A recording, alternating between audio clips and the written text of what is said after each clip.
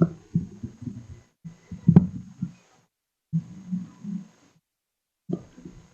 right, we are on. All right, welcome everyone. Today is Monday, November 21st, 2022. We're here for the Orange Township regular Board of Trustees meeting. I'll call this meeting to order. Ms. Kraft, if you please call roll. Mr. Grumbles. Here. Ms. Knapp. Here. Mrs. Faust. Here. Please stand and join me in the Pledge of Allegiance. I pledge allegiance to the flag of the United States of America and to the republic for which it stands, one nation, under God, indivisible, with liberty and justice for all.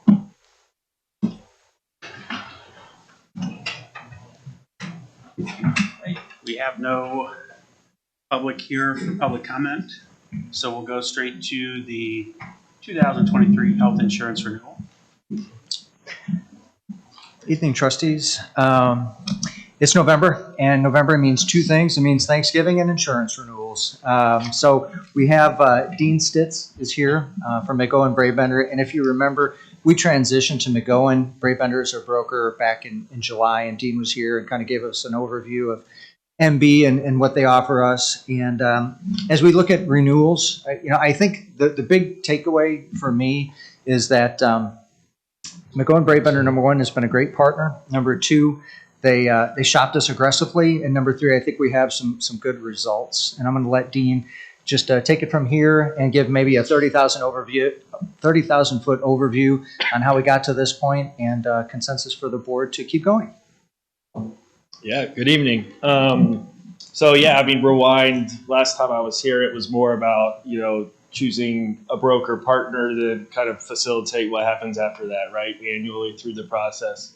So working with Michelle, Mike, and the insurance committee, kind of out the gate, what we did leading up to your January 1st renewal was comprehensively quote the market. In order to do that, we have to complete a process called Form FIRE for an organization of this size, which is a electronic medical questionnaire, if you will.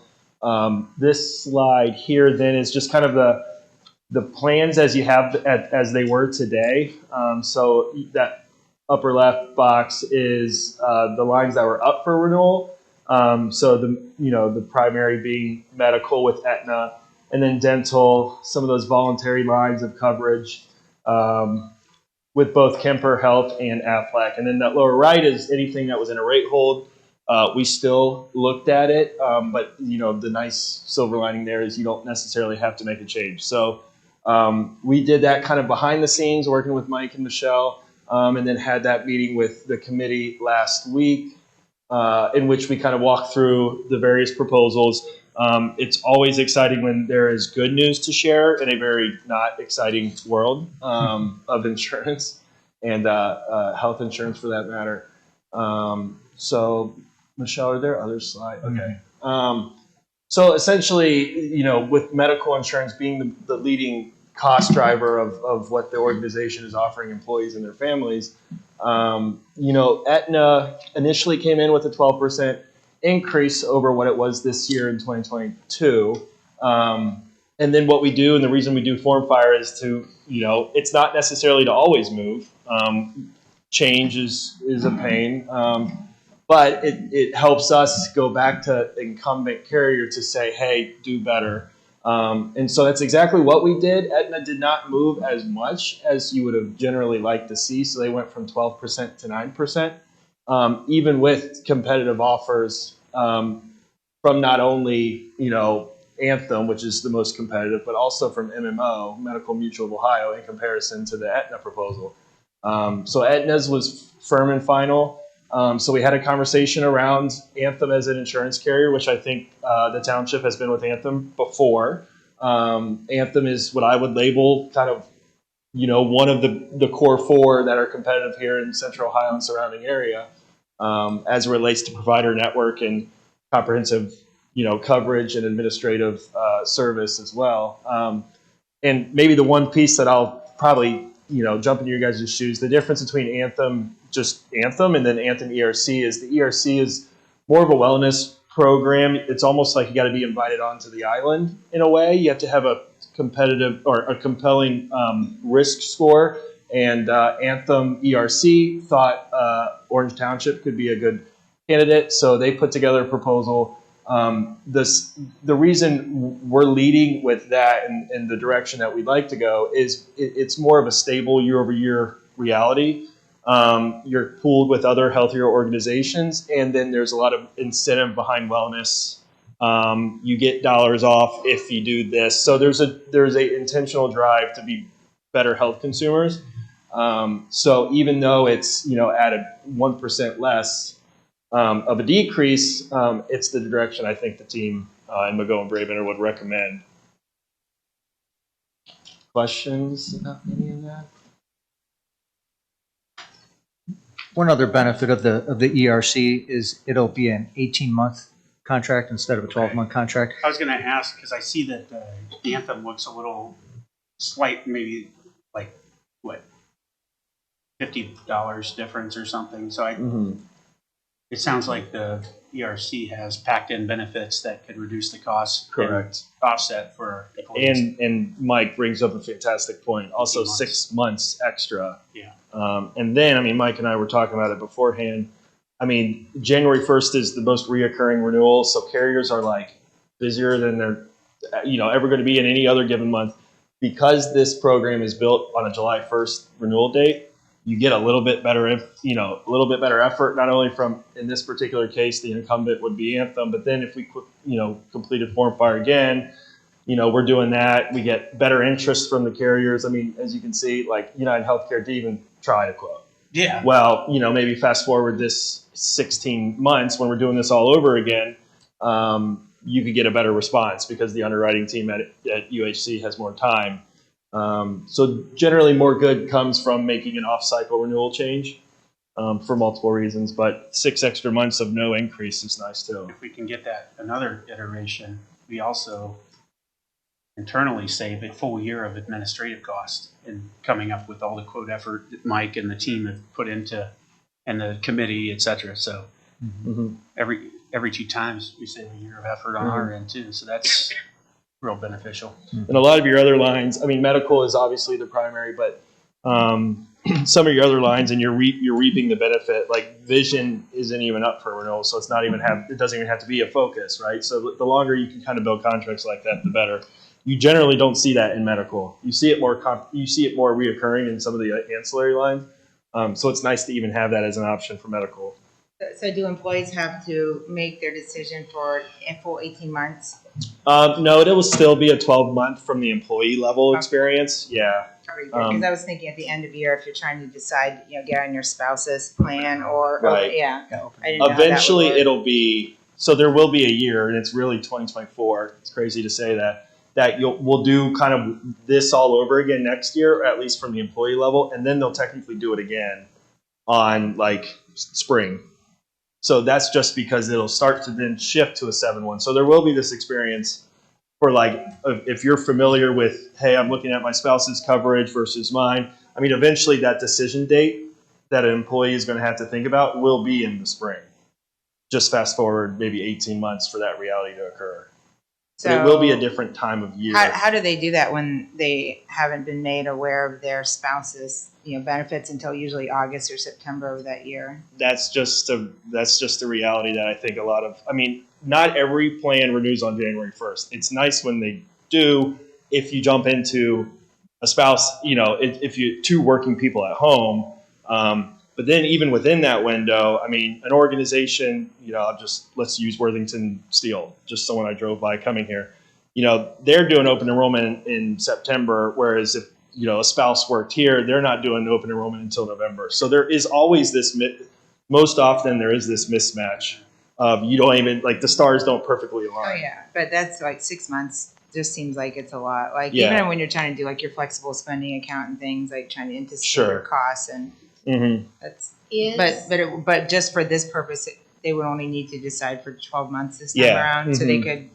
change at the end of. Yeah, and it's a qualifying event. That's If, hey, circumstances have changed with my employer's coverage and I now want to enroll on, there is, not that it's a direct life qualifying event, but it is kind of But indirectly. just because your spouse is offering insurance, like they always have, that is a qualifying event. if you're or if your employer changes, right? Like if it's Yeah. our re-up time Mhm. next spring of 24, and we decide not to, we can switch to our spouses. But so usually at the end of the year, you can make a choice for a lot of people between two different health insurances or the reimbursement or whatever, and or maybe even going off on your own plan, I guess, if you want to pay $5,000. But so at the end of the year, you need to make that decision, but you wouldn't be able to make that decision. You'd have to wait 6 more months. You have to do it 6 months in advance when the other employer doesn't know what the costs are going to be, or We do have some employers that have, there's a couple individuals that asked for what our insurance was going to be a few weeks ago because their spouses was due a few weeks ago and we didn't have that. So there's always going to be some yeah. time. There's always But going to be that's a 6 gap. months. That's June. Wouldn't you have to know by May, or probably by May? I mean, that's substantial compared to like October, November. Because then you're asking to make, I don't know, a big commitment for that. I don't know. What you could do though, if you enrolled in that, because open enrollment would still occur, right? And Yeah. during the year, you're saying like every year open enrollment happens, or when we move to 18 months, it's every 18 months. No, it would eventually be, imagine, like we're doing open enrollment right now in the month of December for the next 12 months.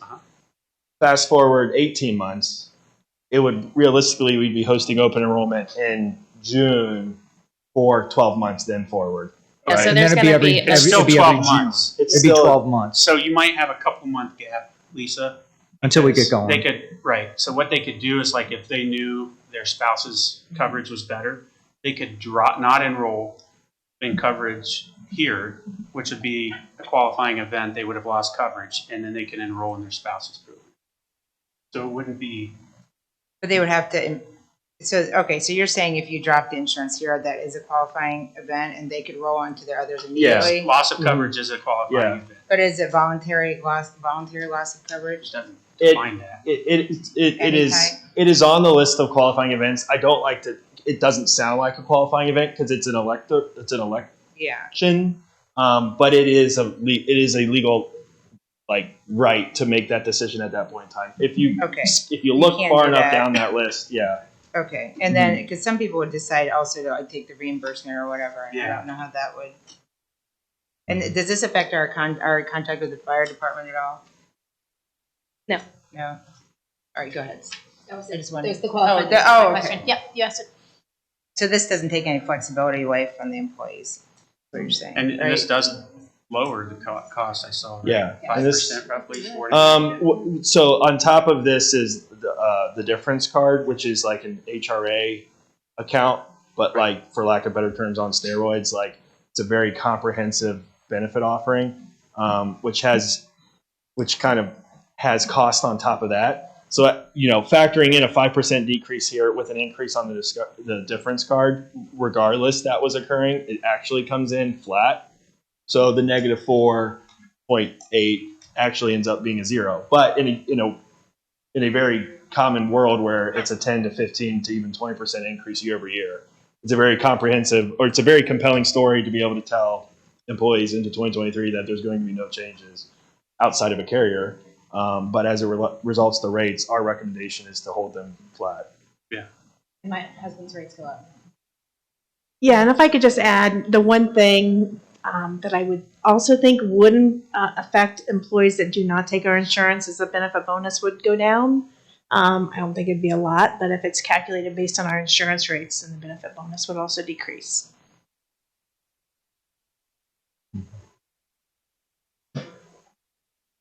No other questions for me. Okay. So we need to give consent to move forward, and I'm giving mine. I have no problem with this. I think it's great work. I like the 18 months for sure, and applaud you all for doing this seamlessly. We've had a lot of effort in the past, and it's not been organized in this fashion, and I think it's done exceptionally well. It's very straightforward, so thank you. Yeah, it's the easiest one ever. Yeah. I think ever Okay. in 20 years. Notably, Is this Yeah. kid, is this Yeah, for this is, real? what we talked Don't about question it. at the committee level is this is a win for the township. It's a win for the employees. McGowan Bravebender has been great and tireless. And the committee's done a great job in listening and making some really good Who's decisions. on the committee right now? And we have a representative for each department. Yeah. Yeah, it's staying was set up as, okay. Yeah. Stability is always good, especially right now with all of the volatility outside of work, that we don't control, obviously. And if we can bring some stability, it's awesome. Absolutely. And no changes, the coverage is all the same, right? Yeah. Right, I think, I think Mike stacked the deck a little bit with when he found that. I mean, how could you say no? Come on. okay, well, I'm fine with it Yeah, then. I'm fine. Okay, great. Thank you. So I have Thank you. consensus? Thank you. Thank you. Thanks. Very good job. Thank you, board. Thank you. We still have a few minutes, so I would like to get, The consent agenda? we'll get the agenda changes. I know there's a couple of those. We got some new business with fire department, had some changes. Michelle, you just want to announce what the changes are? Sure, yes. So as far as agenda changes go, under new business, just announcements, we'll add. And then I'm not aware of the fire one. Was that the one we just talked about, the PO? We have that. It's in red. We don't have that under here. Oh, you don't? Okay. So it's in the template. Yeah, it's in the template. It was the fire report, the new business Route 23 Connect study. I think there's a public announcement about a gardening benefit. And then I also, I can do it right now, but wanted to recognize Olentangy School District, specifically Orange Middle School. They've been longtime supporters of the Veterans Memorial. So this year, their students raised $8,000, and half of that they have donated to the Veterans Memorial fundraiser. The other half was for a veteran nonprofit, and I believe the focus of it. Marine families? Is that what it was? It was just military families. Okay.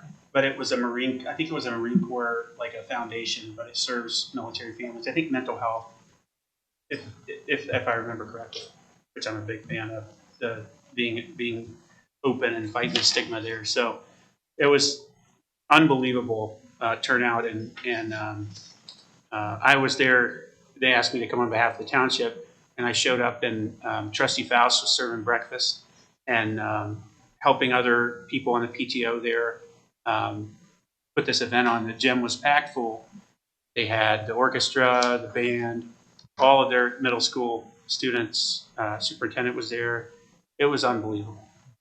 Very well done, and I understand they do that annually. So it was really cool to hear.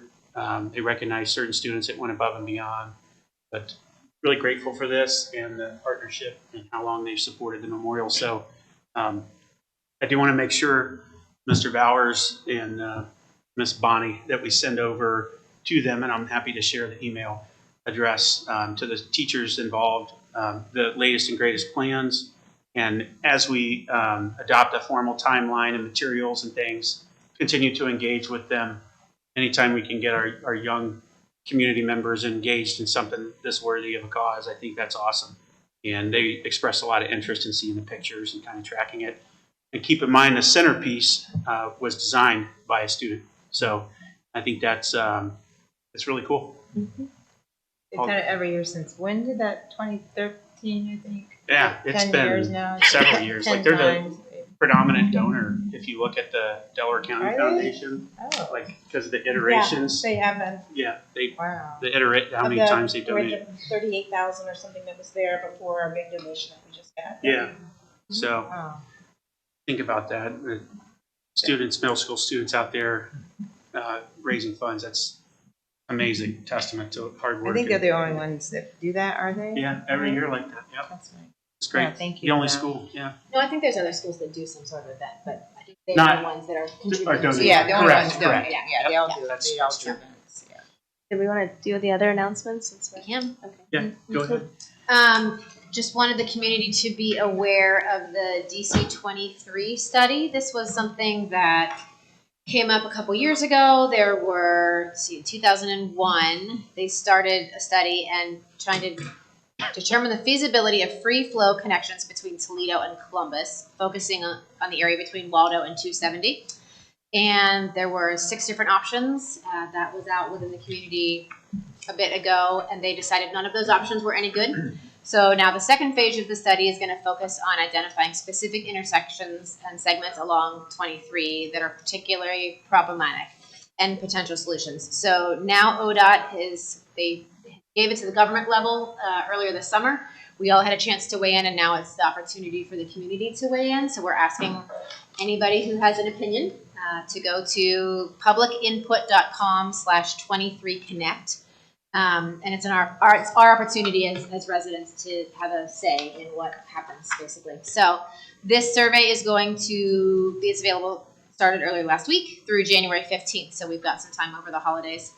And then next year, there'll be more opportunities to provide feedback on the proposed project before the study recommendations are expected to be finalized in the fall of 23. So for everybody who cares what 23 looks like, and now's our chance to speak on that. We'll share that link. Can we share that link on our social media and stuff like It's already on the Is it? Facebook and the website. that? Okay. Yes. What's it called? The survey. The 23 Connect. 23 The Connect. Choice Connect survey. Mhm. And does it say which intersection? No, that we get to go and we'll talk, we get a say on which ones are problematic or safety or keep lights, take lights out, that kind of stuff. Yeah, I'm really glad to see all the rest of the plans fail. I don't think any of them were very good. So I think this is a better idea. I agree, 100%. Yeah.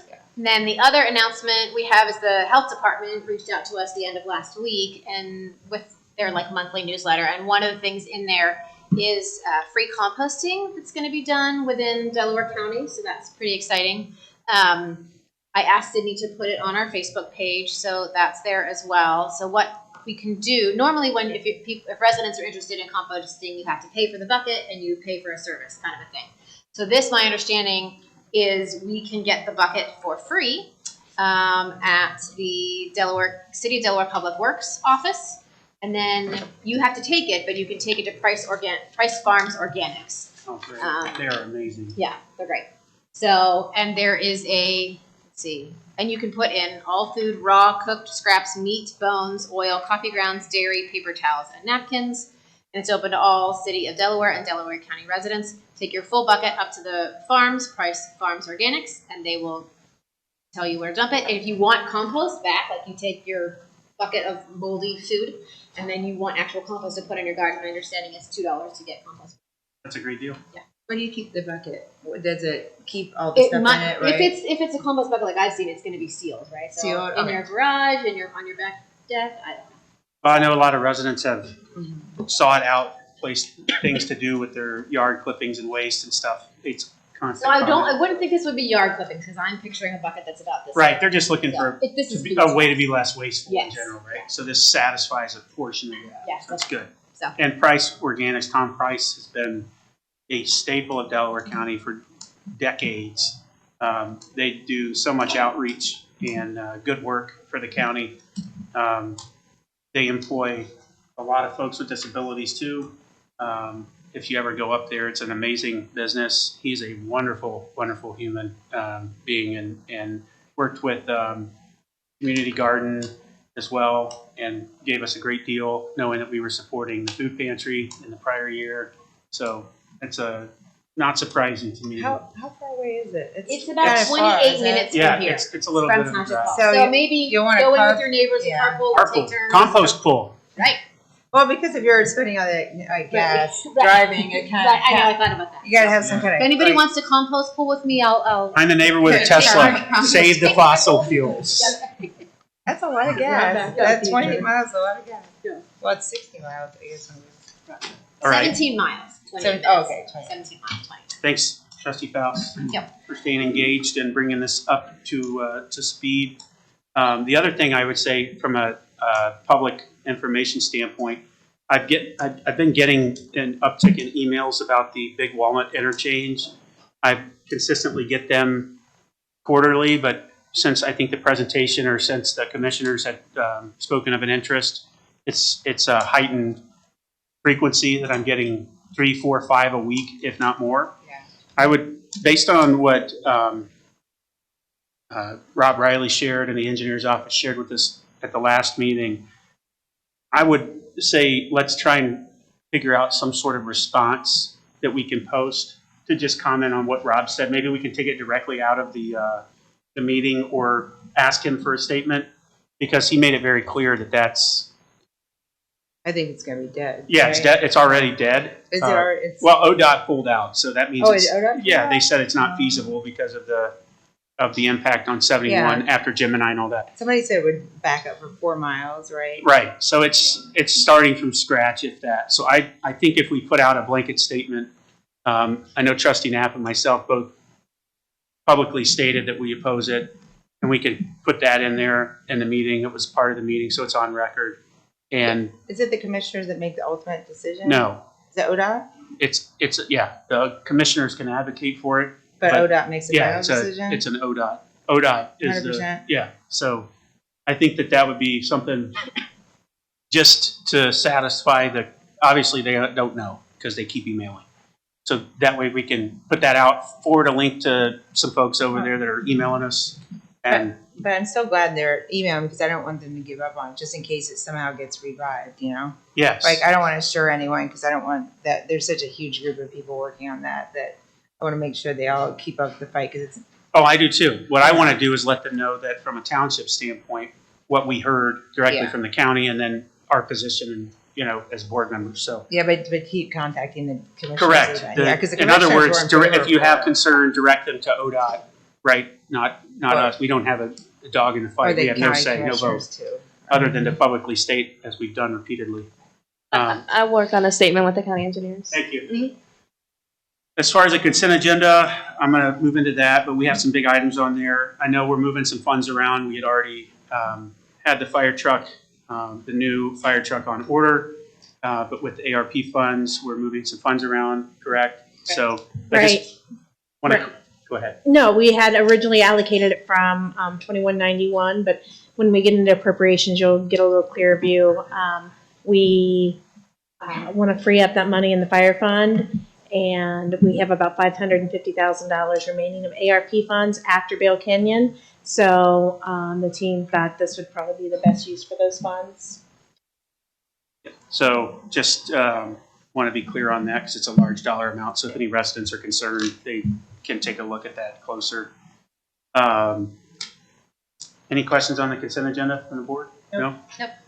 All right, make a motion to approve resolution 22-364 and 22-365 of the consent agenda. Are we gonna, sorry, 363 would be the first No, one. he's for going to keep the number order. I think. consistent. Okay. Yeah. So then he'll go back. It'll go backwards for, Correct. yes. Okay, I apologize. Is it? I can- Set. I can change it if you want. I can. Makes it your life easier. Selfishly, it makes my life a lot easier. Okay. All right. So is that right then? Yep, Is we it, can do it that way. second? Mrs. Faust? Yes. Ms. Knapp? Yes? Mr. Grumbles? Yes, it's just a reference at the end of the day. That's all it is. So. Okay, Oh, 6 o'clock. Timing. I think we have. You didn't notify them that we were tabling the zoning. I'm just joking. I think I didn't have anybody. Quite a crowd coming, so I just wanted to Is the applicant here? Yeah. let everyone get settled in. We got about a minute left, and so for those that are waiting to sign in, we may open the hearing while you're signing in, and that's okay. Find a seat, and we'll get moving forward. Okay.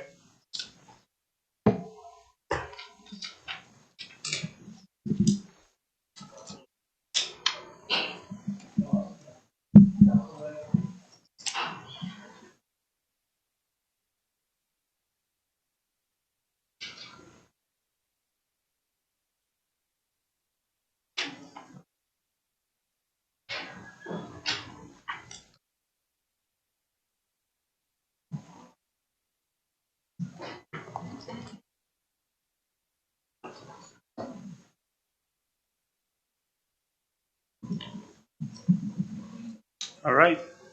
We'll go ahead and open the zoning hearing for zoning application 22-09 of Aurora Farms. Turn it over to you, sir, Mr. Duffy. Thank you, Mr. Chairman. Good evening, Board. We are here to discuss rezoning case ZON-22-09, also known as Aurora Farms. The applicant is HM Latitude LLC for property owned by NFMS Properties LLC. The site is located at 5351 North Road. This is a rezoning request, requesting to rezone one parcel totaling 24.019 acres from a single-family plan residential district to a new single-family plan residential district to allow for a condominium development. The surrounding area, the parcel is surrounded on four sides, essentially, by planned residential. To the north is planned residential, the Berlin Township section of Evans Farm. To the south and to the west are the North Farm subdivisions, and to the east are the railroad tracks and the future Jennings Sports Park at Evans Farm. The 2018 Comprehensive Land Use Plan, Planning Orange, this parcel is located in sub-area 13 of the Comprehensive Land Use Plan. This sub-area encourages planned office, planned commercial, or single family at 2 units per acre south of Shanahan Road and west of the schools. You can see there the illustrative plan for the proposed development. You go back up to that. So they're freestanding condominiums? They are detached single-family condominiums, yes, sir. All right. And the intent of that is to have them sold? Is there a rental stipulation or any of that? Not that I'm aware of. Okay, we'll get into that one after. Here we go, Kurt. In terms of permitted uses, the applicant is proposing 79 total units. I will note that this was previously 85. The original submittal included duplexes along the railroad tracks. At the suggestion of the zoning commission, those duplexes have been removed. Now all the units are freestanding single-family condominiums for a total of 79 units. The total density of the site would be 3.28 dwelling units per acre. That would be a divergence from the Orange Township zoning resolution. The standard for single-family plan residential district is 2 units per acre. The plans for the dwellings themselves show a mix of 2-bedroom and 3-bedroom units. Robin, real quick, what's the, is the maximum density for multifamily, is that 4 units an acre? That is correct. In terms of development standards, there are a number of divergences that the applicant has requested, essentially because this is a condominium style development and does not have traditional fee simple lots. So there are divergences requested for lot width, lot depth, and side yard setbacks. In their place, the applicant is seeking a divergence to allow residential structures to be located no closer than 12 feet minimum between units for the side yard. The rear yard setback, there would not be a setback per se, but the rear facade to facade separation is proposed at 40 feet. In terms of setbacks from the roads, North Road, Shanahan Road, and Hibbing Lane are all Class C roads under the Orange Township zoning resolution, which triggers a 30-foot minimum setback from the right-of-way. The applicant is proposing an increased setback along North Road and Shanahan Road. That would be 60 feet from those roads, and then 20 feet from the interior private roads within the development. Maximum lot coverage, this development would comply with single-family plan residential standards, and then minimum floor space, proposing a minimum living area for each single-family dwelling unit to be at least 1,500 square feet. Staff comment, we are generally supportive of the divergences for setback requirements and lot sizes, as this is a condominium-style development that does not have the traditional platted lots that's just not accounted for within our zoning text. Is there a reason they picked pickleball? They know how to win our hearts over? You will have to ask them. Okay. In terms of architectural elements, the front of the units shall be comprised entirely of stone, brick, cultured stone, or wood, or cementitious fiber, such as hardy plank, or any combination thereof. Exteriors are prohibited to be finished with high gloss or high chroma colors. Same or similar front elevations and or color treatment shall not be repeated for any home located within one unit on either side or directly across the street from the subject home in order to provide some architectural diversity. In terms of open space proposed is roughly 7.8 acres, 32.58%. That exceeds the minimum required, which is 20%. Total open space without the basin or pond is 6.94 acres, or 28.89%, which again exceeds that 20% requirement. The centralized green space in the center of the development does include a single pickleball court, as well as an outdoor viewing area, gazebo, grills, and fire pit. Lighting would be in compliance with the Orange Township zoning resolution. Minimal street lighting is proposed. I believe 3 fixtures in total. All lighting fixtures will have a minimum of a maximum of 12 feet in height. Parking does meet the district requirements. 316 parking spaces, or 4 per dwelling unit, are proposed. That exceeds the minimum number of 237, or 3 per dwelling unit that is required. The internal streets will be private streets. They're proposed to be 26 feet in pavement, and parking will be limited to one side of the street. No parking signs will be installed on the other side of the street after construction on the same side of the street as fire hydrants. All condominiums will have a two-car garage and driveway for 2 cars minimum, not encumbering any sidewalk or street. In terms of signage, the applicant is proposing 1 monument sign at the entrance of the development, which would comply with the signage standards of the zoning resolution. In terms of access, 2 vehicular access points are proposed. One is off of North Road and entering on the west side of the property. The other access proposed is shown extending from the current Hibbing Lane from the parcel to the south into their development. So Hibbing Lane would be a public road. It would tee off into the private internal streets. The applicant has also proposed a 10-foot asphalt multi-use pathway, both along North Road and then Shanahan Road, and then 5-foot asphalt and concrete multi-use paths are to be included internally within the development itself. There are a total of 9 divergences requested as part of this development. Listing them off, a divergence from 10.06, the requirement of having a plat, waiving the platting requirement since the development will take place on a single condominium lot. They are requesting a divergence from section 10.07A, intensity of use, to increase the density to 3.28 dwelling units per acre. Again, the requirement is 2 per acre. They are requesting a divergence from 10.07A1, maximum units to a single acre, to allow for the maximum density per acre to be increased to 8 dwelling units per acre. A divergence from section 10.07C, lot width, D, lot depth, 10.07E, side yard setback, and 10.07G, rear yard setback. They are also requesting a divergence from section 10.07F, the building setbacks from internal roads. Again, since the internal roads will be private, they're proposing a 20-foot setback from those private internal roads. And final divergence, section 21.03 structure separation, proposing that the required 15 feet minimum structure separation setback be reduced to 12 feet minimum. Robin, Yes, ma'am. You said they allow the maximum density to be increased to 8 dwelling units an acre? So on a single acre, not for the total development. And what is the normal requirement for that? I believe it's 3 in single-family plan residential district. 3 on any single acre, but so these are clustered. Some of these might be up to 8. Okay. They actually have a chart in there that, Yeah, there's only one. Yeah. It's 8, one 7.5. The bulk of them are 4. 2 to 3, maybe 4. 3 and 4. Which that's how they get the average down to the 3, roughly just over 3.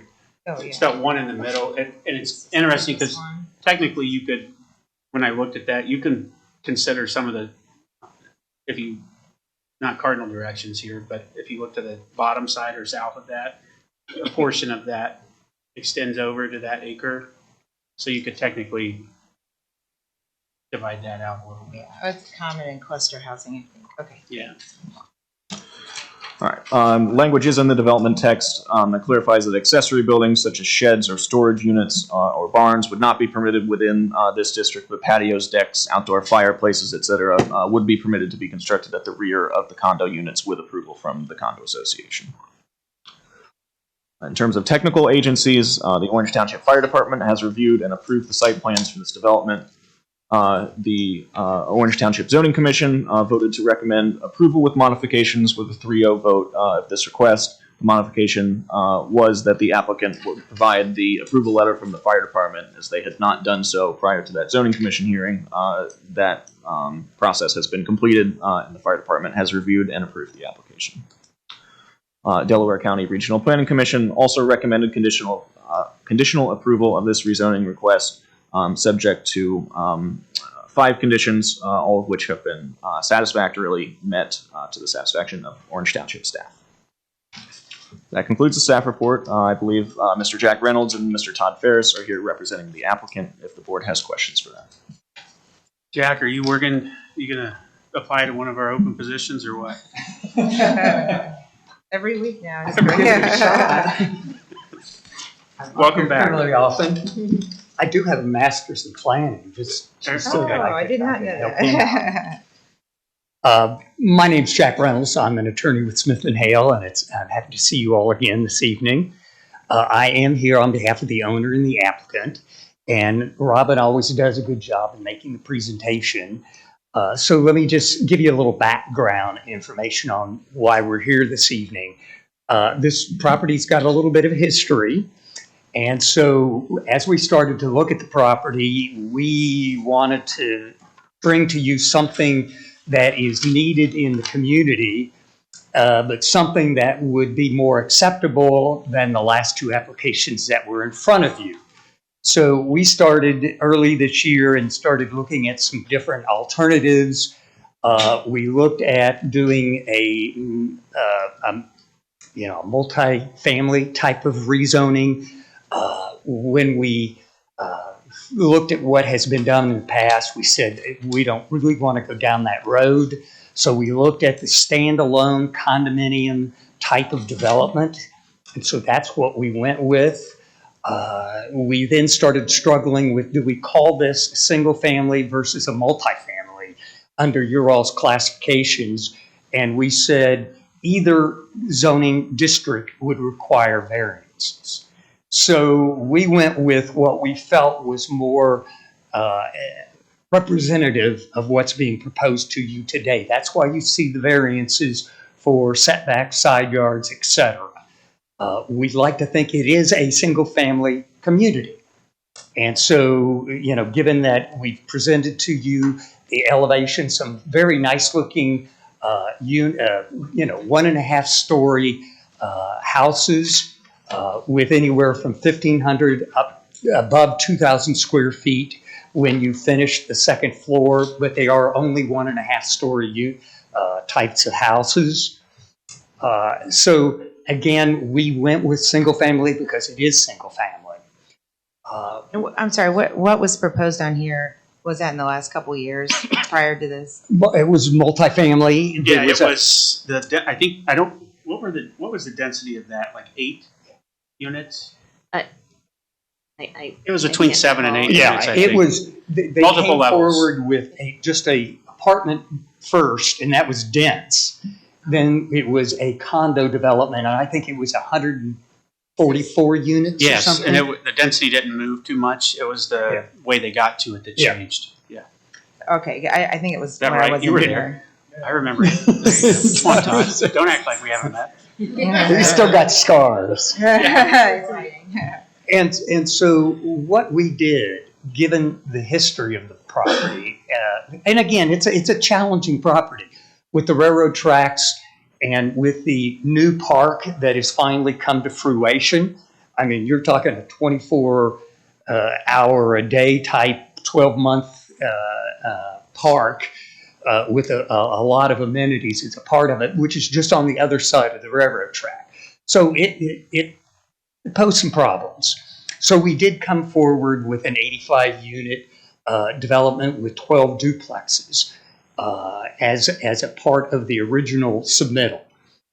What we did was, knowing that there was some interest from the community to the east, Robin was kind enough to give us all of the email addresses of the people that had shown up in the past. And we set up a meeting in this building, in this room, on July 7th and invited all of those people to come to a meeting, an informal one, prior to even submitting the package to you all. And at that meeting, 4 people showed up. And so we went around, answered questions. We identified one of the members of the community as a contact, and he came to the following 2 meetings with the Planning Commission. We forwarded to him any amendments that were made. So this will be really the 5th meeting that we've had on this development. And we continued over the period of time to make some adjustments. And, you can see the quality that we're putting into the buildings. They're $350,000 to $500,000 units, depending on the improvements that we're going to be putting into the buildings. We've improved the rear elevations at the request of the Planning Commission. Again, there are 3 different variations in terms of the floor plans, and with each one they have greater square footage, and then within each one of those square footage there are 3 fronts and rears that are available. So we're looking for a diverse community. So I think that kind of goes to your comment, Mr. Grumbles, as to whether there's going to be very many rentals. I can't see this as being a rental community, given that we're selling the units from $350,000 to $500,000. I guess it could be, but But not like apartments, no, it's because they're not much more like expensive. Because the planned, what I was asking about the condo association is typically they'll have, even HOAs will have a percentage that they'll allow, and then, yeah. So I didn't know if they had established that yet. I don't think they've established it yet. Or like deed restrictions or something. Yeah, Yeah, Restrictions so it will be on part of the Yeah. HOA. Yeah. And I'm sorry, you said how many bedrooms can these have at the most? 2 to 3. But There's will a- they all have? Yeah, two? and there's a couple with more. There's one that has a depending- flex room. Yeah, But upstairs. I'm looking at the layout of these. They're really well done. Yeah. And it's They're first really floor good looking. master. I mean, we're envisioning this as an empty Open nester. concept. Yes. Exactly. Yeah, with the vaulted ceiling, et Or cetera. 40-year-old trustee with bad knees type thing. Exactly. That's me. Oh, I'm that 50. wants a nice home, but doesn't want to have to mow the grass, remove the snow. There's a market for it. That type of deal. So that's what we were looking for in terms of the type of clientele. And I think that's needed up here in the area. And this was a way to get there. And so we've gone through and we've given you in the packet all of the changes that we've made at the request of the various governmental agencies as well as the Planning Commission. And so we think we've made it a better product with each step. We are down to 79 units. We are at 3.29 or 28 dwellings to the acre. We did do a traffic study. Traffic study was done at the county engineer, even though we were suggesting that it's empty nester, that there is a separate district or a metric for senior housing, but unless you're deed restricting it, they won't allow you to do that. So they did the traffic study based on assuming there was families. Just as if it were regular, and based on that, we are not required to do any lanes out on the public street. I don't even think that the prior applicant was required to, No. even though they had double the density of this application. So, if I recall correctly. And I think the difference too is now the timeline for the Shanahan expansion is, we're having open dialogue there. So we understand that. And more importantly, the funding for that is materializing. So it's a different time, number one. And I disagreed then with the density and the impact it would have on traffic in that area, just based on those designs. I think this would be, half that. Obviously, is a lot more reasonable. So I just, when I look through the pictures of the floor plan, I think they're great. They look awesome. And we had a lot of attendance here this evening. When we had our first planning commission meeting, there were maybe 10 people in the audience. And then the last meeting, there were maybe a few more, maybe 12, 13. So, we went through the concerns of the neighbors. What we have done, again, is try to address them the best we can. We provided, there was some concern, and you'll see it in the book, about sight lines from the community to the looking west. Yep. And we showed the mounding and the landscaping that, really hides what we're doing, because they have 2-story houses and we've got 1.5-story Right. houses. It's very critical to maintain a visual on the train. Correct. Yes. And that's why the boards asked us to line up the rear of the units and provide some nicer looking rear exteriors. So again, we've been through the process, and I know that you all like to see as we move through it, it gets better. And so we'd like to think that we've given you a really nice project here that is worth your all support. And I will answer any questions, and Todd's here to answer any questions. But again, we think that, again, given 4 months, 5 months worth of work on it publicly, that we've come up with something that's good for the community. Well, I'll start because I was here. I think the only board member that voted on the prior application still on the board. And so, a lot of the challenges with that, number one, it started with the residents in the existing area, right? So there's a development, North Farms, and they built in phases, right? So obviously they wanted to retain the integrity of the neighborhood.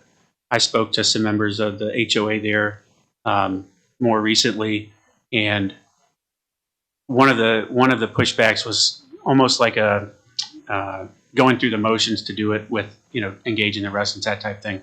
But I heard from people that lived there, it was well done in this case. The way you engage them, that's all you can ask for as a board member serving the community, right? Is that they're taken into account and they're heard, they're listened to. The application changes through that process, that you took the duplexes out and that type of thing. I think that's a great gesture to the folks that live there to maintain the cohesiveness. I always talk about like transition, where if you look at 23, you have your commercial, so your apartments, et cetera, that phase into something like this, that phase into single family, so that you have, a nice transition in the community. You can look at Evans Farm, and kind of they just put the homes just like this right at the roundabout to transition into the neighborhood. I know they have the apartments in the front that face back in. It doesn't seem to have slowed down their progress. If anything, it's picked up over the last few years. But I think that structures of this kind in the residential footprint in the market are very appetizing and appealing right now, right? So you've got the interest rates that are skyrocketing, and you've got a whole host of different combination in the market right now. And I think the one part that we could use more of here is a place just like this that would allow folks that don't want the upkeep, don't have time for that. They're going to be busier, or they're going to be, again, an older clientele that doesn't want the upkeep or doesn't have time, right? So I think the aesthetics, a lot of times, probably look over that. But if you're looking for the cohesiveness, I look through your color schemes and everything, and it does complement what's there already very well with the blues and the shades and that kind of thing. So it looks like it fits in if you look at the neighborhoods around it and the way they've transitioned their areas.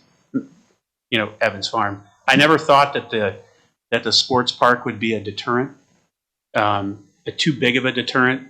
I still don't, but I do think the train in that particular location is a bit challenging, and I think this is a good, for the market you're going after, right? I think it's less of an impact, and this fits the bill. I like that it's visually, it's not, you're not like, what in the heck, there's a 3-story building or whatever right here. You know, it fits in.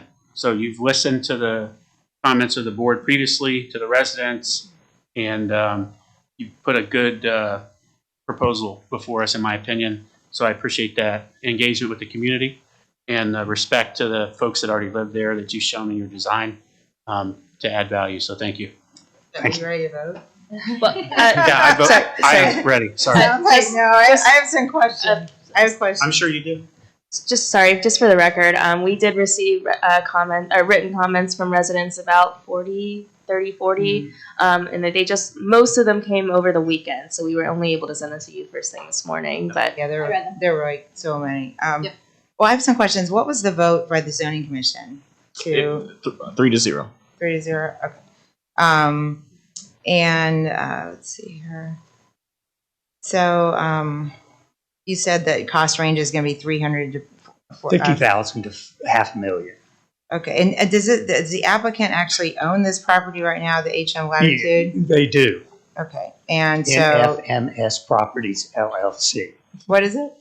NFMS Properties LLC, and they do own it.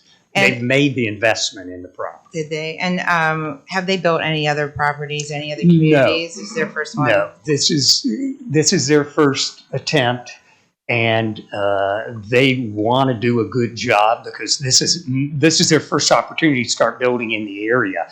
They're Central Ohio residents, and this was an opportunity for them to start building, and so they're looking forward to their first project. Are any of the investors here tonight? I do believe there are. You gentlemen want to wave? Okay. Are there? Do they own any other properties in Delaware County currently? No, Is this it? not that I'm aware of. Personally, probably, but not as Yeah. Yeah. Well, no development. He owns a properties. house. A house. A lot of So ground? Oh, a lot of ground. I'm sorry. What? I'm told. My name is Scott Messer. Live in General Township.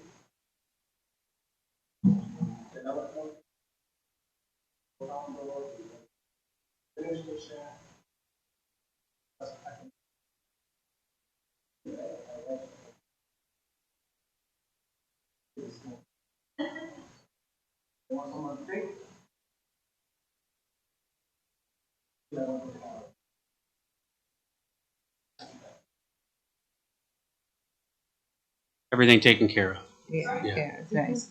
All right. Thank you. So, so the price. Okay. So I do understand the point. The Jennings Park, was that already planned when this rezoning went through? I mean, was it? Did you guys know about it when the property was purchased? It was over there, but it was only recently that they came out with the overall plan. Okay. And Todd's got, what was that, a Business First article? I think that had been been planned as a Yeah, sports that was- park for years. Yeah. Jennings Park has been approved since. Yeah, it changed Yeah, names years ago. several Changed, times, yeah. but the concept hasn't. Yeah. 2018. They just Yeah, approved. exactly. Yeah. Yeah. Yeah, but aren't the lights are pretty high on the Jennings? Right. Aren't It's they 80 feet. 80 feet. So I think that was one difference. Like, I wasn't expecting that when that must have improved last year or 2 years ago. Or, They filed an amendment to their zoning for the lighting in 2021. Recently, I 1 know or 2 years. I wasn't here. You were not here for I would not have approved that. I would never approve that. But so I do think that in the applicant's favor, having 80-foot lights on the other and railroad tracks is definitely a mitigating factor, because I don't know if people are going to necessarily want to build, $600,000 or $700,000 houses there. So that did make sense to me. But still, so the empty nesters, they seem to like things quiet. So if there's a railroad track, and then there's also this possibly loud Jennings Sports Park, how are they really going to want to live there, especially when these house prices are actually not that much lower than a traditional single-family house? Like, what I could see if they were, I mean, they might all be built at the 350 or 400,000, but what will attract people to this property? What's the feature that is different about this that will actually attract the empty nesters? Because the advantage of empty nesters are very few, if any, school children. You typically, I know developers like to get up and say, oh, we'll generate 1 or 2 school children, and nobody ever believes them, but that's very true. They legitimately do generate practically 0 school-aged kids. So that saves, hundreds of thousands or even millions of dollars over the years because they bring a lot of tax money in without having to educate kids. So that's one good advantage. But what is going to bring in empty, since if you're Epcon comes in and they have their plan and they have a knowledge of all their developments. And how do you know that other than the floor plan that these will actually attract older people that are willing to, empty nester types that are willing to spend this much money for a condo like this in that particular area? Well, I think it is a review done by the purchasers of the property. They have to feel comfortable that they can, in fact, sell these units, even given that it is next door to the railroad tracks. So I would imagine that they have the ability to construct the units with, sound deafening materials, et cetera. We haven't gotten that deep into it yet. But, there are certain woods, materials that can be built into homes that can help deafen the noise. For But it's some very of, expensive to do that, though, correct. I mean, in theory, I would think that these would be more in the $350,000 range because of those situations with the the noise pollution from the sports and the park, train. and the train. I mean, I'm even though I'm agreeing with that this might be an appropriate use because of those. I don't know if that 500,000 is actually a realistic price range for this, especially with the interest rates going up. And you can buy an Epcon condo anywhere in the county for 550,000, and that's not next to the railroad tracks. There's some competition there. I guess some of them are 600. Okay, and I do like the cluster style of house. I do like having a little bit of open area. I do approve of that. So you anticipate probably very few children. Very few right? children. Okay, and so in theory, that if the market crashed and all of a sudden, that it's already kind of starting, and they have to sell this property quickly, they could build much less expensive units. They might not be quite this much for 200,000 or 300,000. That's possible under this plan, correct? Because we don't control prices. Again, we're showing you what we're going to build. The aesthetics and stuff wouldn't change, Yeah. just Yeah. the price point? Yeah. Okay. Yeah. I mean, we're committing to the look. So, I guess they could use A little bit different cheaper. kinds of materials, et cetera. But again, we're giving you exactly what we're going to build in terms of the look of the building and floor plans. Yeah. So that is a known commodity. Yeah, those materials look pretty expensive overall. And let's see here. Do you have a question, Erica? You want to go? Go ahead. Mhm. Yeah, I'll get to the rest of mine. So when at the first zoning commission meeting, I think, Jack, you mentioned that there's a development over in Dublin called Cottages of Ballantrae Woods. Yes. Now, is that the same? You said it's not the same owner, but is it the same? Different owner, but exactly the same look. Okay, so I drove that today. Yeah. It's lovely. It's a beautiful development. Everything looks like 1.5-story homes. Yep. It didn't. I mean, they're close. It's Yeah. not going to be like you don't have 40 feet from your house to the neighbors, but it was very, very well done. Yeah. So, and as I drove out of the development on probably the north side, you were right up against traditional Single-family houses. So I just, looked at the address. Yep. So the one that I happened to drive by, the single family home that was there was purchased in 19 for $555,000 and change. Yep. So, and I looked at, someone's address of somebody that wrote a letter over the last weekend, and whoever house this was purchased for $451,000. And those were literally next door. Like, it's kind of like along Hibbing. It was in that. Yeah. You drove out and it's right there. Yeah. And how much So- would the That I don't the know. I don't know what the condos price point of are- this condos is over there. Can you help us out with that one? Were they near railroad tracks or They were anything? not near railroad tracks. But I don't think I think to your point though, the impact on surrounding home values would be far, Right. it's not I going think to, the surrounding home values are going to be impacted by the railroad, not by the. correct. Yeah. In this case, I think if you build a 3-story, Oh, right. it'd be a different Right, scenario. apartment building, that's Yeah, gonna be 160 apartments. Right. Well, I did pick one out, but it doesn't have a transfer. It's got a 0 in 2020. It's got, this is at 5534 Eva Loop South, which is in the community there. And it has got a current value, appraised value of $337,900. And this was the county auditor, the Franklin County auditor. And that's over in that Dublin. And that's in that community. Is that Dublin Dublin schools. Dublin schools? Yeah. No, Is it's that- as a matter of fact, City of Dublin, Washington Township, Hilliard School District. Oh. Interesting. So Did you it must- happen to get the students for the community, the student count? I did not. Okay. I know when we went through this before, one of the, Michelle, do you remember what the density, I have it in my. I can I was pull it up. It's not going to be, it's If based it's on. 1 and 2 bedroom apartments or homes, not apartments, Right. homes. If it's 1 and 2 bedroom homes, yes, I agree with that. Well, even 3. There's not much open space to play with, and there's so many. When older people want quiet, they want quiet. They don't want. You don't want. It's very hard to control kids, and there's not a lot of places to play here. I don't think. Right, I agree with that. No. And I think that's why you added the pickleball versus Yes. a playground, right? Because you are gearing towards our empty nesters. Correct. versus- And one of the residents asked us, can you put playground equipment, et cetera, in the backyard? And we said no. That was something else we added because they wanted to know, could you do sheds, playground, all that kind of thing? We said, no, it's an empty nester type of community. And so we did increase the green space centrally to add the pickleball place and the gazebo, et cetera, as some more amenities there.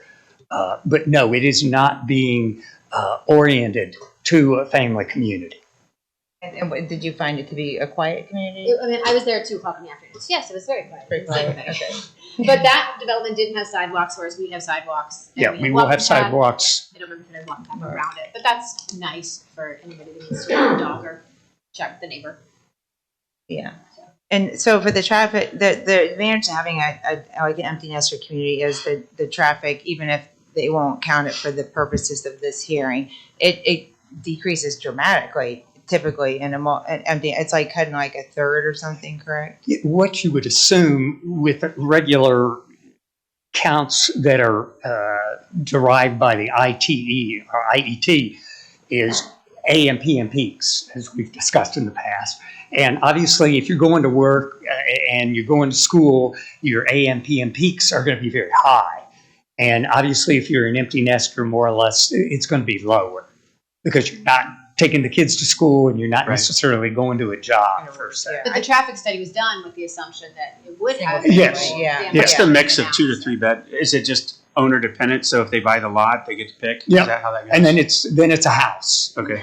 From there on in, you're It's selling pick your stuff. So Yeah. they Your can web, pick and okay. choose, like someone can choose lot 62, and then the next one that can be built could be 67. Like it's not you're building them in a row. No, I mean, I don't think they've quite set out what they want to do. I think, obviously, you want to make sure your market is there. So they're going to pre-sell units just to make sure that there is a market for it. And obviously, those folks are going to be able to pick what they want.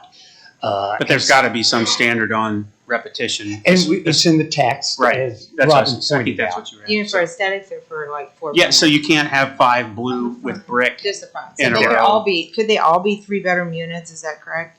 Yes, In theory? Correct. In theory, yes. But the lots are so small. I just 2,800 square feet. You're not I mean, the $500,000 market. might as well buy There's, a nice house. it's just not instead. realistic to expect, No. in my opinion. So that is the advantage that, so the ones in Dublin or the Hilliard districts were around 350, so maybe more like 400 because they always value them low. So these might be on the lower end. So why do you think this is more conducive to this kind of multifamily versus single family? Well, again, Other than the other if you're reasons. doing single family, we're going back to cutting the grass and moving the snow, Different market. etc.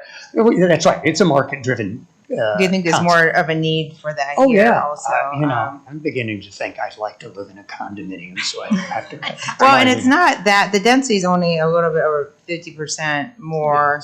I mean, it's somewhere in between multifamily and single family. And I am glad to see it in single family because I don't see how there's such thing as multifamily detached units. I mean, that's Yeah. kind of an oxymoron. That's why we took that out of the code when I was a trustee last, because it didn't make sense. So I was happy to see it in the single family. I would be up here making the argument that it's multifamily, but we want single families, but we meet the 4 units to the acre. We're below it, but Yeah, you know, I you think don't- it's a nice compromise in between, and the piece of property is not as. I mean, I know when I got here, I was kind of not in favor of the idea, but as much. I mean, I haven't made up my mind, but I feel like that piece of property is definitely different than this typical single family, and I don't know if there would really be a market. But what I do like is that it could bring in millions of dollars eventually for the school district. Yeah. While Well, not bringing in kids. And I did an analysis on one of the Epcon developments a few years ago, and the difference was night and day. You know, no school kids, so the rest of us don't have to pay for all the kids generated in single family, but also we would bring money in. So at these prices, we would bring substantial money. Plus, I think the trips per day would probably be cut in half to a fourth. I can't remember when I looked at that last, but empty nester types, even though they're more active than they used to be, there's definitely not the multiple, it's as many ins and outs. So at least it would also decrease traffic. And it sounds like they would not actually harm the property values of the neighboring homes. I think it will at all. It looks and the nice, path- the ones you saw. If Connecting the it's paths. comparable to what I just saw today, it was beautiful. If the difference, in my opinion, here is that there's an Epcon community right down the road from this, just off the Yeah. intersection, and so when I look at that, I look at that as being comparable, if you will, and I know that didn't impact. Does the Epcon community have deed restrictions for age? No. No? No. Okay, fine. I think I didn't think it did. Age restricted, yeah, no. But you've But I got a guess condo it's association too, so as far as like upkeep, that was a big concern about apartments too.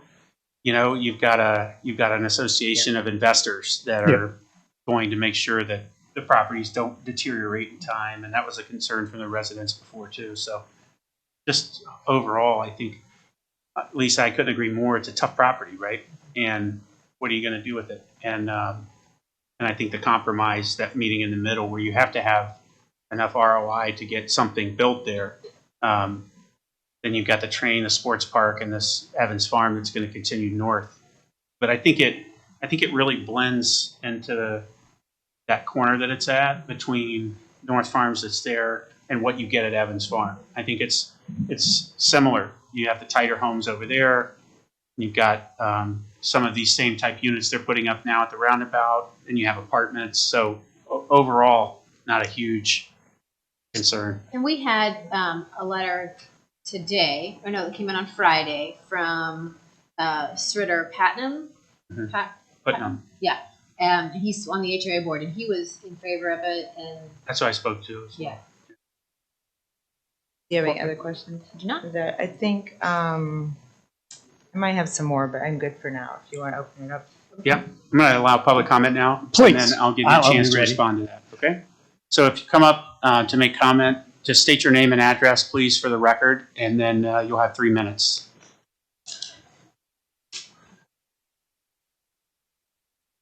Any public comment? Okay.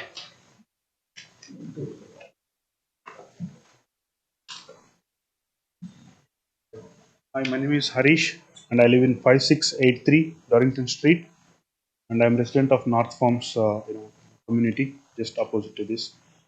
My biggest concern is train tracks and Shannon Road, Louis Center Road, North Road is bottleneck, and hundreds of school buses using North Road. And then we are we are building 80 houses compared to, originally it was zoned for 40 single family houses.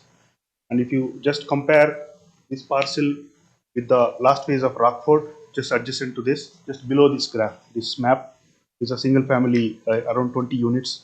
Rockford, last phase, they built single families, right? So we were expecting, like, when we bought this house 5-6 years before, no info about, I mean, it's all market driven, but I agree, but we were expecting 40 single family houses are going to come here. And just Rockford, just adjacent to this, they built 20 Right next to it. right yeah. next to it, and they were able to sell it even in this market conditions, around 600K, right? So I don't see that this parcel is required to have 80 houses. We can, I mean, as a township and residents, we can use this parcel for a single family still. And second thing, like, about, I mean, my difference is only 40 houses versus 80 houses. Originally, we are approved for, I mean, zoned for 40, but now we are coming out 80. I believe that, strongly believe that this is not the parcel. I mean, 80 houses, we appreciate. We invite developers to build houses everywhere else. That's how we grow.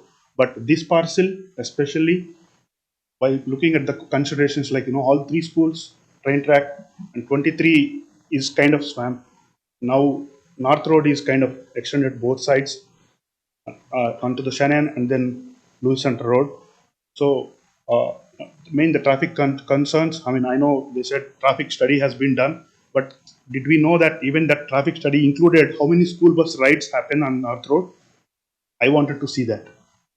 Right? Whether even that number, I mean, traffic study seems like, you should look at this time period, how many vehicles, how many traffic pattern, right? So I don't know. I need to see that. So that is one thing. Second thing, I mean, we have been saying that, builders have been saying that it is empty nesters. I strongly oppose that. I don't think next to the school district, all 3 schools, it's not going to be empty nesters for sure. And next to the train track, it's definitely whoever has 2 kids, I would buy this property here in this map, so that I can send my 2 kids to the school district and I can avail. So I strongly oppose that. It's not going to be empty nesters. I strongly believe that. And North Road is a bottleneck. When train comes, imagine both Shannon Road, both sides of the train track gets blocked. In the Lewis Center Road, it is coming traffic until 23 when train comes, right? So it's like, complete packed. Think about this. I mean, it's not only this community, right? Even existing neighborhood, we are struggling that. We are living from 6 years, so I know the traffic pattern very well, more than anybody. I mean, this room, I guess. So, and second thing, like, exit. This community has, I think fire department needs 2 exits. One is the main entrance. Second one, you see the bottom of the screen, it is using North Farm subdivision, because Shannon Road side, I don't think it's approved, because they cannot do that because of the dimension of the road to the junction to the train track. So I was thinking earlier, if you see that, like, roundabout that we have on Lewis Center Road, we have the Cove rental property built by Evan Farms, I guess. So they have a exit and entrance on Lewis Center Road, even though it is very smaller division, right? Like from train track to roundabout, it is very small, but they do have exit and entrance. So I would suggest we should look at Shannon option. Even fire department agrees about that. Instead of using another subdivision, because 4th phase, think about 4th phase. Let's say if I'm not from 4th phase of Rockford, but I still feel for them, because when they bought 2 years back houses, they never think that, my next neighbor. I mean, we are not. I mean, I'm not negative about newcomers. I'm most welcome if township approves. But my only concern is, when I bought this, I was not aware of 80 houses in that parcel. So we do have a lot of land in township. So I believe builders would consider other parcels for their, so even if you think constructive method, so this parcel, I think it is mainly for, I think, single family. So at least I'm sticking for 40 houses for this versus 80 houses. That's the only difference. Otherwise, this is a great plan. Thank you. Welcome. The one thing I'd say about this that I know from the prior application is there were no single family developers that were interested in the parcel. They actually sent a letter to the township stating that. And I think you'll probably remember that. Rockford and multiple other builders. And so it sat there and unplatted, for that like undeveloped for that reason. Something about this plot, they weren't interested in pursuing it. And now I think with the market, what you're seeing is single family home developers are stopping. They're drastically slowing down with the interest up. I look at that all the time, the number of builds per month and sales per month and that kind of thing. It's gone down quite a bit with the interest rates going up. So I don't know what happened here. I just know that we got the letters on it. At the time, I still didn't think, and I still don't think, that a multi-level apartment facility or condo facility is the right answer here. A lot of the traffic reasons and things that you mentioned. The only thing on this application that I would agree, we need to see a mix of, like, they only are going to offer so many 2 bedrooms and only so many 3 bedrooms. I don't know if that's realistic or, in the market or anything like that. But as far as traffic goes, and school bus traffic especially, what I did want to share with you is there's a plan underway to increase the traffic around the schools themselves to prohibit the need for them to go around. And instead, there's a road that will be developed in the school property itself that will travel from Shanahan to Lewis Center Road to allow school traffic to go to the school and out without going to North Road. So I do think in the next year to 18 months, you'll see a drastic reduction in bus traffic and school traffic on those roads. People will take Lewis Center or Shanahan directly there versus having to go down North Road. So that's gonna help tremendously with some of your traffic concerns as well. In addition to plans to widen Shanahan Road, which will make it more favorable. And as far as your neighborhood entrant and exit concerns, the engineer dictates that. That's not a developer dictated desire. So the reason Evans Farm put it there is because the engineer said they had to. It's not, if they went back and said, we want to put it there, it's no, it's where that's all part of the development design process. So, which is terrible at times because, just to your point, you want things there. We've seen it with gas stations and curb cuts on 23 where nobody can get one, and then all of a sudden someone pops up and they've got a curb cut, and it doesn't make sense to anyone but the developer and ODOT apparently. So that's out of the board's hands and largely out of the developer's hands too. Other than that, I understand your concern for sure. We pushed hard on the single family based on what you said and the expectation. There was just no market for it. They wouldn't build there. They sent letters confirming that. We still didn't think the apartments were the right answer though. And so that's why when I said prior that this is a great kind of middle ground to offer a single family approach that still has the ROI and things like that to attract an investor, because there wasn't one prior. There wasn't one for single family. When are those roads going to be improved? The improvements? A year to 18 months. It's So it's part of the then- Schottenstein development that's going in. So if you pull the map up, if you want, Michelle. I think that's a lot farther up.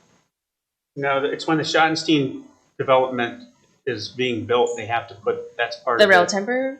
It's rail timber, but there's a second road that the school is adding on the school property that doesn't currently exist to allow An north-south. east-west road or a.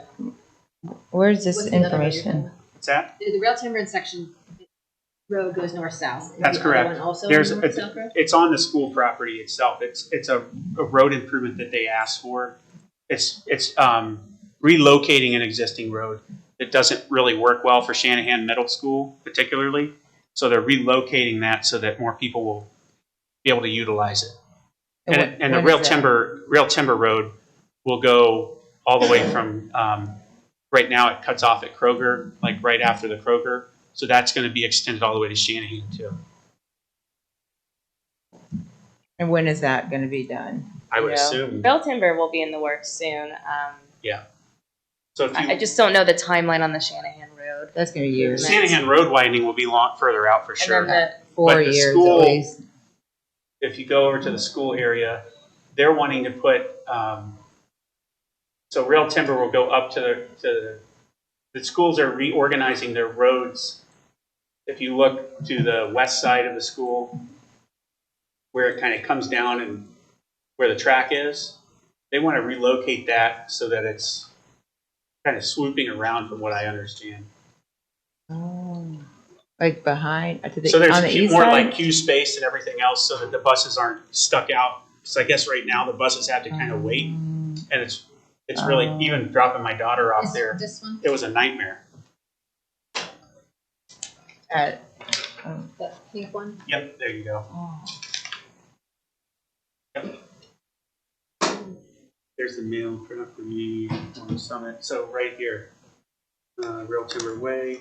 What they're wanting to do is move the roads, so Real Timber will cut up through here, and they're wanting to do this like right in through here, so that the schools have queue traffic. That came what from the road meeting. is that? It's the school property. This one? Yep, Oh, Shanahan. yep. Oh. That's Shanahan, but that's the school property. So in other words, the school buses right now, when they come in to the high school and school traffic comes in, they get forced out one way here, so they have to go around and go through there. Oh, so it's gonna, It's going to change the traffic pattern so that the school buses, when they're coming up this way, they're coming up this way because they have to go over here and queue up. There's nowhere to queue up over here. They want to put the road there so that when they come up Okay. here, they can stop and. that turn should around. alleviate some of that, Yeah, but we alleviate don't some. know Not- when that's gonna be done, but Real Timber probably will not. be, Real too Timber long. and the school road It will would need to be, be for this development. yeah. So Real next Timber will year or be, so. and the Okay. school road will be. Shanahan will be further out. Okay, and just keep in mind too that because it's near the railroad tracks or next to it, it's probably cheaper than some other properties in the township. What's that? It's less expensive, the property, the subject property is less expensive because it's near the railroad tracks. Yeah, I And had as no far as clue. development The and single city, family people would have developed it if they sent letters to the township Yeah, as they part of could. their submission. They weren't interested for some reason. I don't know what the reason I is. don't know if people would want to live there. You probably recall that from the. You're welcome to come up, sir, if you'd like. And Jack, just real quick, how many single family houses could have been built on this? 40, It is 43, And this one's but 70. 79. I thought it went from 2 to 3.28. That's only 50% more. So, right? Okay, go ahead. Hello. I'm John Oreskevich. You probably remember me from the last meeting here. Live in the shores, and I think it's beautiful. Beautiful buildings. Congratulations on the look. Really nicely done. When I moved in this township in '94, we used to have these signs that came when you walked into the township. You drove down Old State Road. It said, "Welcome to Orange Township. Zoning enforced." And what that said to me, that we had a township that respected its zoning code. It was a code put together since 1955 by people who spent hours upon hours of meeting and voting and tabulating to create this code that we have today. And I don't think that anybody had ever thought that we were going to get to a spot where our zoning applications are now more about divergences from a zoning code that is supposed to be the Constitution. This is our rules and our Constitution for the people of Orange Township. We don't do much anything else. We zone. Section 10.07 of the zoning code specifically states, even in the event of cluster homes, the density shall not exceed. It says shall not exceed. There's no other place in the zoning code it says that. The people who put that together very specifically took the time to put those words in the zoning code for SFR, single family plan residential districts. It says it. It's in the code. Granted, we can make a motion to strike that tonight and probably vote on it, and then we don't have to worry about it, but it says shall not exceed 2. And it doesn't say shall not exceed 2 with a divergence, or whatever board happens to be sitting in the trustees the year the application comes through. It says shall not exceed 2. And the rest of the applications is full of divergences too. Build the community. I love it. Build it according to the zone. Get it down to the right density, meet the setback requirements, do what you gotta do, put these beautiful condominiums in there. I don't care about that. I'm caring about the disrespect for this zoning code. And every application I see come across my desk now is filled with the word divergence. Divergence, divergence, divergence, divergence. It makes this code worthless. We might as well burn it at our tree lighting ceremony. If we're not going to follow it, and if we're not going to respect the people who have put this together since 1955, please respect the people that stepped in front of you. This land can be developed according to zoning. It can be. It should be. Or change the zoning. That's my comments.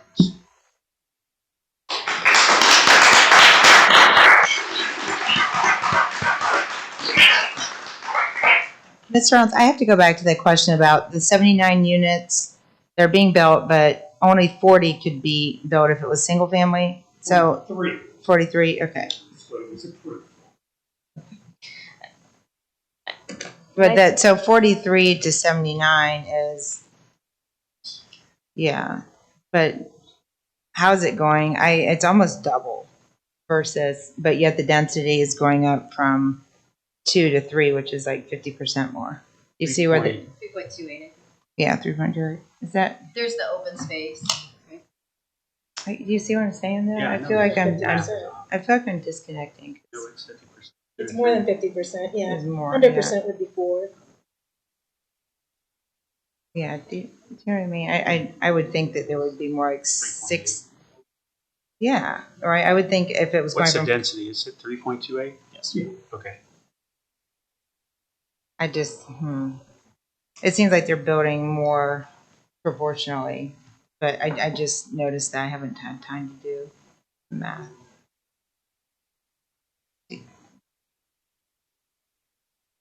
I think, so to John's point, as far as our zoning code, I mean, as long as I've been with the township, it's almost every application does have divergences. It is kind of the inevitable. Unfortunately, our zoning code has not been updated in keeping up with market conditions and trends since the early 90s. So we did hire a consultant, and we are completely rewriting our zoning code. We started that last year, but we're not expecting a new code till probably first or second quarter of 2023. It's a pretty big undertaking when you're changing the law for 200 pages. So I think we have, as a township, understand that there is a need for a major change in our zoning resolution because we cannot satisfy this type of product in our current code. So just so that residents. The only thing I'd like to say is that there is no perfect world, unfortunately. And you know, almost all these projects come through with some kind of divergences. And as I said opening, that if we went with the multifamily zoning classification, we'd be getting variances, divergences, because we're single family development. So we are stuck between a rock and a hard place because the township doesn't have a zoning classification that fits this type of product. So either, you know, we do A and get divergences, or we do B and get divergences. So, you know, it's unfortunate, but it's there, and you know, we're requesting those divergences, and we feel that they're appropriate given the location and the type of use. Robin, as we're in the process of rewriting the code, is there going to be a section that would speak to a product like this? Yes, I mean the goal would be to have a code that is flexible enough to allow for different types of product. So it looks like, so if there were single family homes built versus multifamily, it looks like the it's 64% versus 83%. Is that making sense? Like if you take the it's supposed to be 2 units per acre, jumping to 3.28, and using the same ratio for the other density, it just seems a little bit more dense. Is there a reason the density seems like it increased Well, if you do the math, it's 24 plus acres times 2. We could have had 48. They could have originally done this on Okay, as a 48 unit okay, development. that's what it is. Okay, they didn't max out. That's why I was confused. There was a Yeah, they disconnect didn't max there. it out. So Okay, so you could have had, so if you had 48, so if this is a single family development and each single family home is approximately 0.8 students generated times, what is it, 12,000 per year? So it could be almost $500,000 per year if this was built single family to code. $500,000 being paid Cost to educate students, yeah, which could be millions of dollars, over the years. If this is in fact going to be empty nester, if that's the way it works out. So you're talking, over 20 years. I mean, you're talking a substantial You'd have to money. use the condominium number, which I think is 0.5. The point, or point, No, apartments is 0.1. For student ratio? yeah. Oh, yeah, condos. I thought it was above. It's 0.8, it used to be. It's 0.8 for single family. For single family. 0.89 for apartments, but that was like 4 years ago when I was on. No, it's 0.1 for apartments. 0.1 generated per apartment. 0.1 student. Yep, I'm 100% sure. So this could generate over like 20 years. It could be, using today's numbers, $9 million of education. So that falls on the rest of the people in the development, those costs. So every time a new single family development is built, you're adding. it does generate a substantial. So that's why our taxes keep going up, because we have all these single family developments. So, and if these were actually all built at, even 400,000, that would bring in a substantial amount of money to the township. That would help. That's a pretty good value. I do feel that being up against the railroad tracks, I feel like when the land use plan was done, they wanted to have single family homes, but I in this area, but I just don't see single family traditional people wanting to live on this particular property. As Ben pointed out, there is no demand for single family, and so we're trying to, at least with what we're doing, is going to occupy the property and give some dependability as to what the property could be developed with. The land use plan talked about offices, et cetera, and at least we're giving our neighbors a known commodity, and we're going to be building a really nice product on the site. So I'm looking at the school district report right now. For the 500 to 600,000, for 600,000 plus, which is what this would be if it were single family. So let's just say 500,000 plus. It's like it's over one student per dwelling. So it's 1.25 for single family homes, I think, is what this is. Yep, single family. The Olentangy report. Oh, is it just that? This is actual research they did. Now let me. Wait, I thought that there were more students generated by the less expensive homes. What is it for a $300,000 home? Yeah, it's slightly more. It's like 1.32 Per student, per house? Yep, and then it's 1.08 when it goes to 550 plus. When was this recent? I think it was 2 years ago. 2020, December of 2020. What's apartments? I'm looking that up now. Yeah, I was told by Mark Rafe just a year ago it was 0.8 and 0.1. What is this It's from? just, it depends. That's because the age of the house. When you look at the old average, I'm talking new build. Oh, new build. It has it by year, age of home. So Oh, what they've about got actual empty, homes in What here. about empty nester though? What was the, so I can look up. What is a neighborhood that has, that you mentioned? Well, it's not our school district. I was trying to think of one that has the, that we know has the, So it could cost even more for the single you're family. talking, you could say 60 students for the single family. Okay, so that's even more. Whereas the I'm trying to see if there's an multi- EPCON type home in here that I could reference as far as, if anyone knew the name of one, but, because it's got every neighborhood and what they actually put into the school. Is there none of the What's the Epcons? neighborhood behind the fire station? 361. North Farms, or North Orange. I know what you're talking about. Yeah, courtyards at Hidden Ravines would be one, or What's it called? courtyards at Hidden Ravines. Okay. It's not even on here. But Courtyards at Clear Creek. they do generate extremely few children. Is there any way to make this into restricted housing for seniors? There's condominiums. That's a planned elderly retirement district, one of those. Villas of Olentangy, detached condos, total resident units 59. It's a, Yeah, they can. so you can do a 55 plus. So they're like, community. so detached condominiums, what's the average here? 0.39 is the average. It goes from 0.05 to 0.73. So So it it's, depends on probably where it's located and how many bedrooms. I think at the Epcon development near us, there's like 2 children. I think there's a substantial tax burden from a single Oh, yeah. family versus a multifamily. And plus the trips per day for empty nester condos is at least 25% of the standard single family. So that's the advantage of this is there's less traffic, less wear and tear, and more money for the school district. what's the neighborhood called? Did you say Hidden Ravines? Or Clear Creek is the one by the fire station. Okay. Hidden Ravines is 0.01 .01 what? students per dwelling. Not 0.1, 0.01? 0.01. See, there's literally usually 1 or 2 kids, and that's usually like a grandparent customer. 72, it's exactly the same. 72 dwellings with 0.01 per dwelling. Hidden Reserve, 0.08. Hidden Springs, 0.26. These are developments that are not deeded.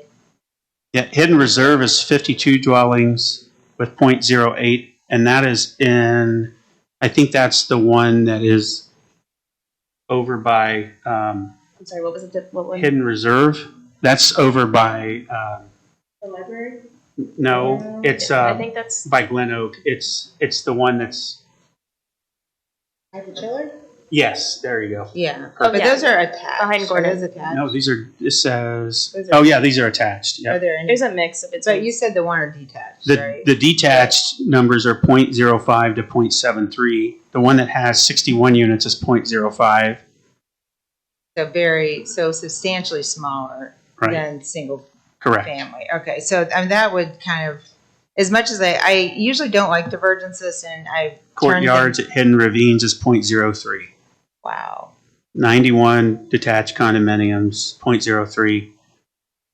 Wow. The one with 68 has 0.03 as well. And those, I don't think those are age-restricted communities, right? Correct? No. And I know that's a huge pain. No, to I do mean, the they age- say like age targeted, but there's no restrictions on age. So that, as much as I don't like to grant divergences usually, and if this property was anywhere else, I would never even consider it, to be honest, but I feel like it's not the best location for single family, and the mitigation of, I think building single family there would drastically increase traffic and also the taxes for the rest of us, so.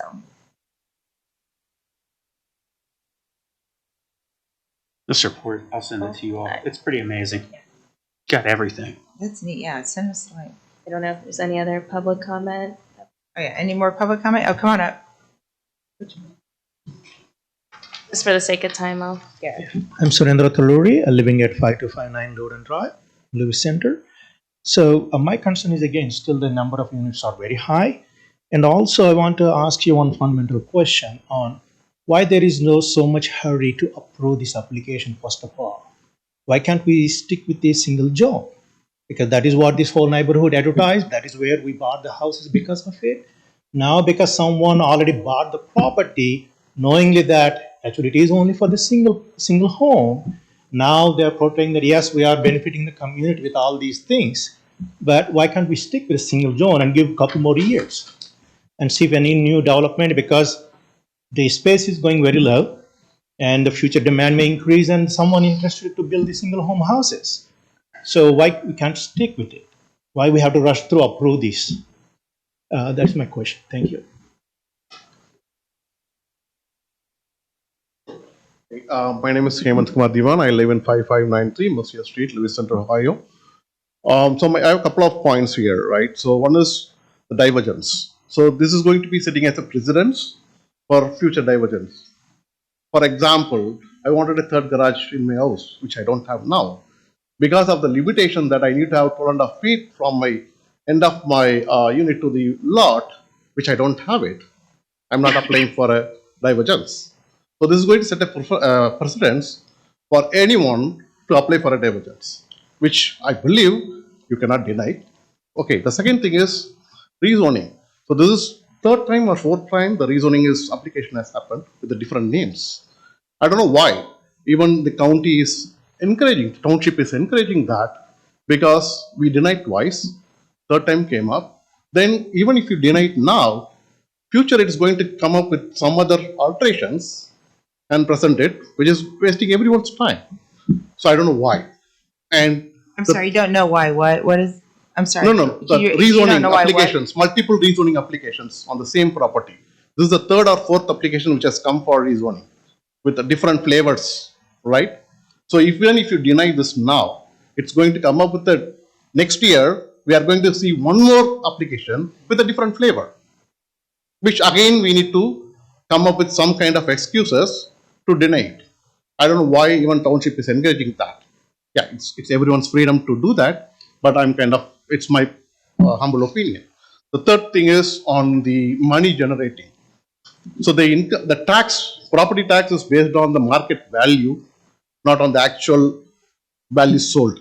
So we need to understand what is the market value if it's going to be a condominium, because I bought a house for 450K opposite the North Farms, and my property value is 450K even now.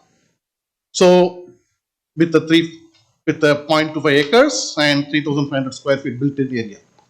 So with this 1,500 or 2,000 square feet, I don't know what the market value is going to be, and the tax will be based on that market value, not the actual selling value. Thank you. Even though sometimes they do, when the property They do. originally sells, they usually set it at what it's sold for. Yeah, that's right. When it first is built. Now, later on, things can change once it's resold, but thank you. Hi, I'm Ravi Patlavat and I'm from 1455 Swanton Street. Just right below that, okay, like I'm the first one below that lot, okay, like we put the proposed site.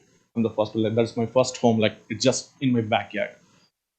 Definitely my concern is about like the number of units for sure. Okay, the reason being is because I bought this home in 2021. Okay, at that time, I think that was supposed to be like kind of like what Rockford told me is like this site currently is like kind of, and they may build the single family home as what I have right now, but looks like I think when I moved in, I saw like this is like something just changed, which is exactly in my backyard. First thing is like kind of an I don't know like what the value is going to be of my home, because the sir said that okay, it's the value is definitely like kind of an on the market value. I don't like whether my market value goes up or if these condos come down, it comes there. If the home value goes down, either ways, I'm going to kind of pay the tax on the higher amount, right? Because though my home value may go down, okay, generally when I sell it, but I'm going to still pay the taxes on the market value, but that may not be the realistic value at that time. Okay, that is one concern. The other concern is definitely, again, with the number of people, number of units. I don't know, like we're talking about empty nesters all the time. But in realistic, okay, if you think about this whole Poland school district, people generally buy home by looking at the school district, as per my opinion. Okay. But okay, if someone has to like an empty nester who has to like come by here with no kids going to school, it's like, I mean, as per my view, it's just a fundamental thing, right? Why would someone come and buy the condo here, where you have train tracks, small condos, and you don't have kid going to school, and they need to put about $350,000 to $500,000 there? I think it is something not looking really logical for me, at least. But I think these are some of the points what I have, and also like as this is like exactly in my backyard, I really have some like different security concerns with the number of units there, Okay, I have kids and I definitely want to kind of make this point out and comment it out. Thank you. Those are good, very good points. Thank you. Hi, my name is Mohan. I live in 5632 Coventry Court, just little south of Heaving Green. So one of my concerns is with the number of units here. Definitely 40 or something. We were thinking when I just bought this house 3 months ago, and that was the number I heard and I knew. Now that we have a 70 number of houses there. Sorry. Sorry about that. So with this difference in number, I'm a little worried with the number of vehicles would pass through near my house, and I have a 1 year old now. In another 5 years or 4 years, she would start going school. So with that saying, we kept saying, or we've been known, told about empty nesters in another 5 years. We don't know if they start renting out those apartments to somebody who have kids. How would that work out? And how are we gonna cover that, or what happens when that happens? So that's my main concern there. Thank you. And definitely others covered most of the points I wanted. Think so.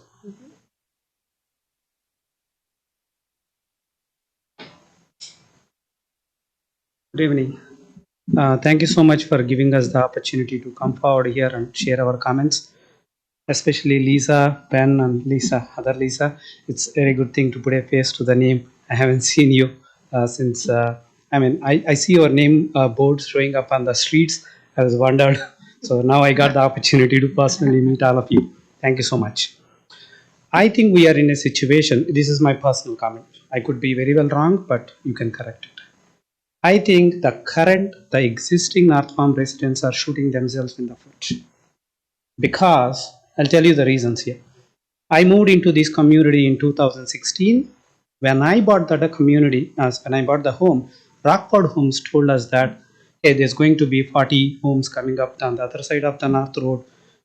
I felt it's going to be beautiful out there. But I think we are going back, we are completely reversing the way. How come 80 homes would be more beautiful than 40 homes?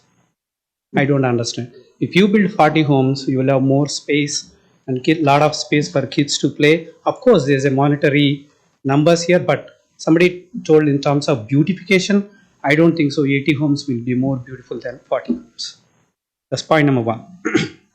Point number two.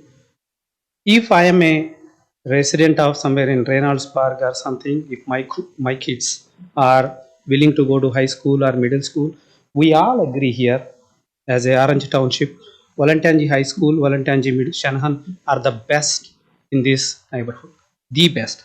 Rather, they are competing with the Dublin schools. So if I am outside of this locality, I would rather prefer to come to this community with 2 kids and settle in that new neighborhood. Okay, there could be so many people who wanted to do that. So are we increasing the count of the people? We are increasing the count of the kids who are coming into this new layout. Our schools are not good, so less people will come into the community? Apparently not. We are the best. I especially like Shanahan, Heritage, and Valentanji High School. Best. So we are giving the opportunity to let more people come into this. Eventually, the number of buses floating on the road will be more. And also, we all know that North Road is getting extended all the way up to some other middle school or elementary school coming over there. So obviously, there's so many people wanted to use the North Road. And also, when Jennings Sports Park is fully operational, you need to see how many people wanted to use that, especially people coming from all the way up to Louis Center area or all the way from South Old Polaris. They will definitely come over there.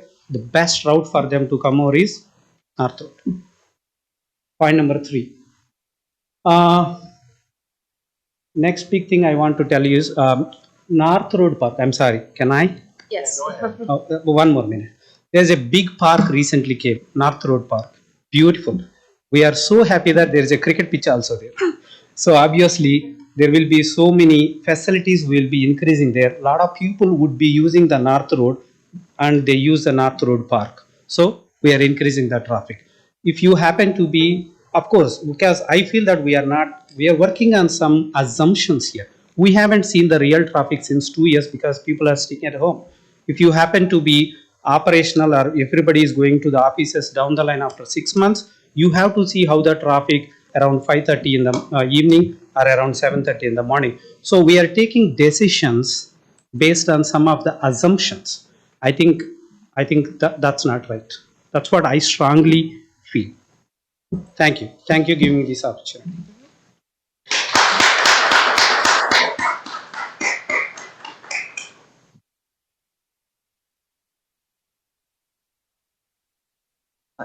My name is Sandeep Reddy Lakreddy, and I live in 1367 Swanton Street. It is just next to the North Road. My house is just next to the road. I was the last person who used to buy in that community in the first phase. I had an option of buying in the fourth phase of the North Road, which these guys are there right now.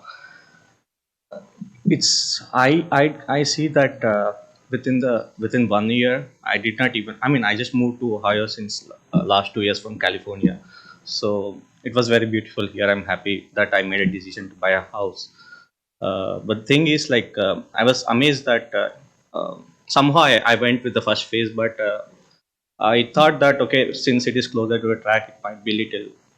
If it is, everyone thinks that it should be a little far to stay than closer to the track, right? So that's the same opinion I was in.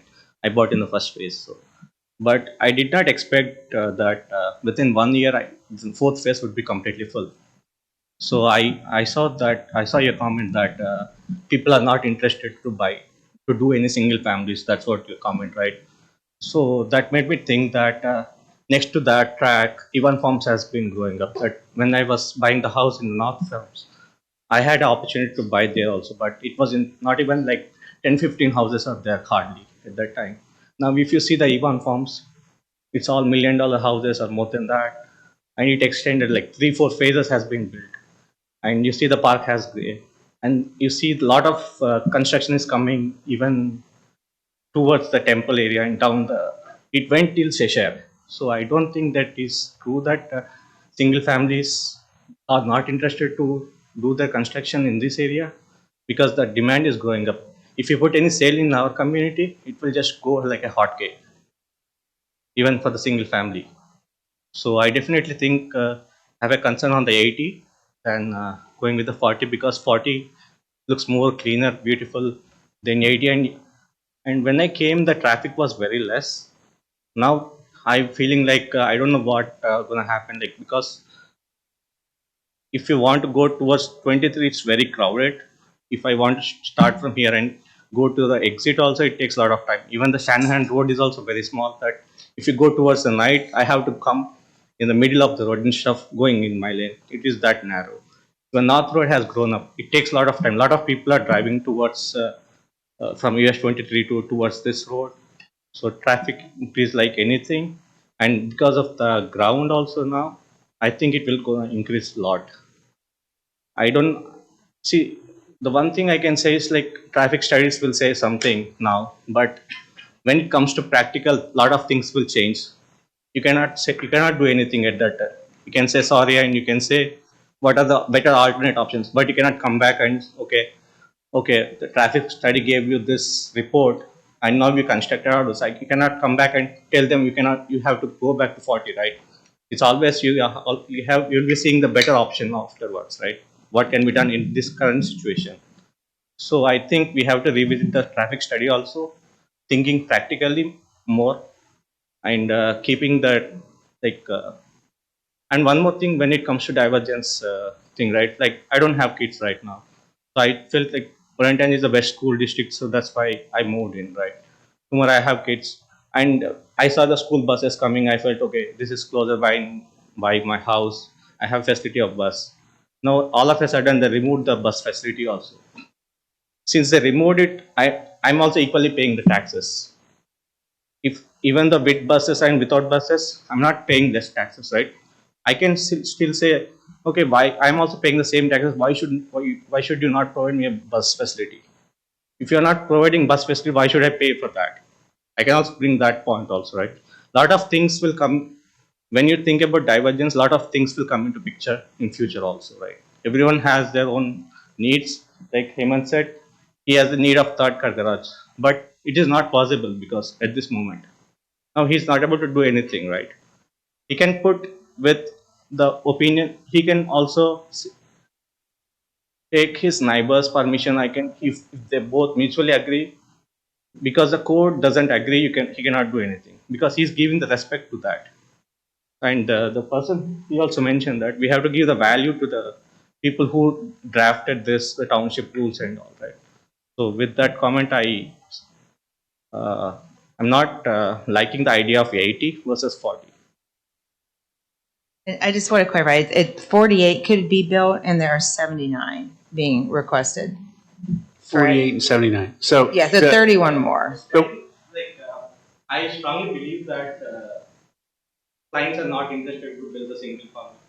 I sincerely wanted to see that because now that comment scares me because I feel like in the opposite way.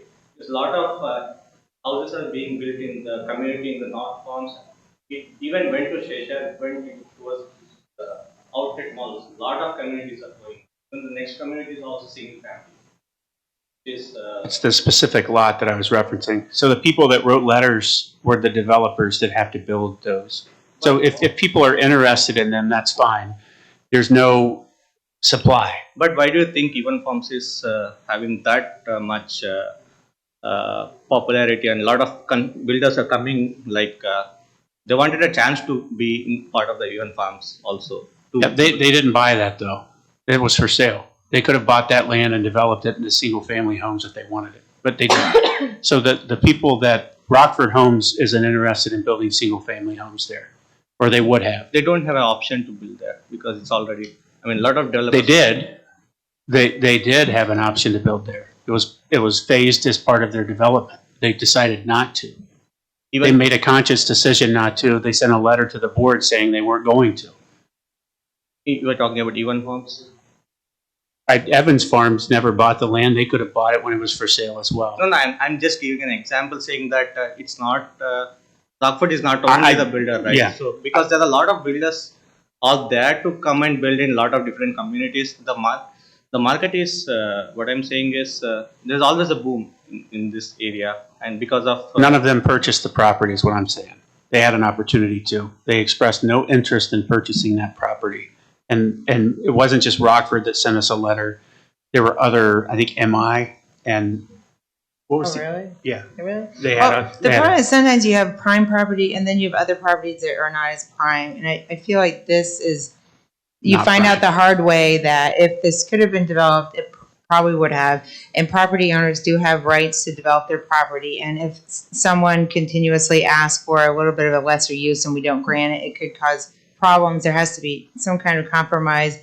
That I don't think this is developable at 2 units per acre, but it is 50% more is what or a little bit over 50%. Yeah. Yeah, say 40 versus 80 is right, 50%. Like 79. Yeah, it's a little 48 would have, 50% would, yeah. It's about, it's a tiny bit more than 50%. Yeah. Yes, 31 more, yeah. Joseph Abraham, 1190 Linux code. I also have the same concern like everybody said, the number of houses, units there is too high, it is too high. If you made, everybody said about the market study about the traffic pattern, I don't believe it because right now the North Road traffic is too much. If you see mornings in the morning and there is no speed limit as because of everybody said because of the problem on the Shanahan Road, people cannot drive and get, if you want to turn left or right, it is very difficult and everybody choose North Road and they zoom through that road in the morning and there is not enough one more lane that I can easily turn and there is no signal unless something is being done. We cannot agree to that 80 more units being approved there because anyway each house at least even 79 cars can go through there and as Jennings Parks and everything comes in, it's going to be a bigger problem. And you said the other exit to this one is right coming across Dorrington Street, which is coming to the main entry of the North Palms, and they are all going to come through that because they cannot turn there also. So it's always going to increase the number of cars coming over there and prone to a lot of accidents. Even last week, one guy was riding so fast, they were about to hit me, and they're not giving me a chance to turn even there. And the same problem, even from our community to turn into Shanahan Road, it's so narrow. There is no room to even turn, and the cars are zooming through there too. So unless something is being done, the number of houses are too high. And the other thing is that I want to say that, everybody said that, when we bought the property there, they said that Rockford is going to build the fourth zone or fifth part of their house there. They lied to us. I don't know why they all lied to us. And now, if this railroad and this road was not built right now, it was there when they bought this property, and whoever bought this property knew this problem was there. Why they are in a hurry to, I am asking Orange County, why are they in a hurry to give this kind of agreement to rezone it to this multi-type homes, and in bringing more problem to the community? We strongly disagree, and everybody over here are here to disagree with that. If not, you look at the, if you can put a restriction of 55 above for the residents, and minimum half of them has to be 3-bedroom houses, we cannot agree to it. Look at here, everybody are under 50. None of them are here above 50 here.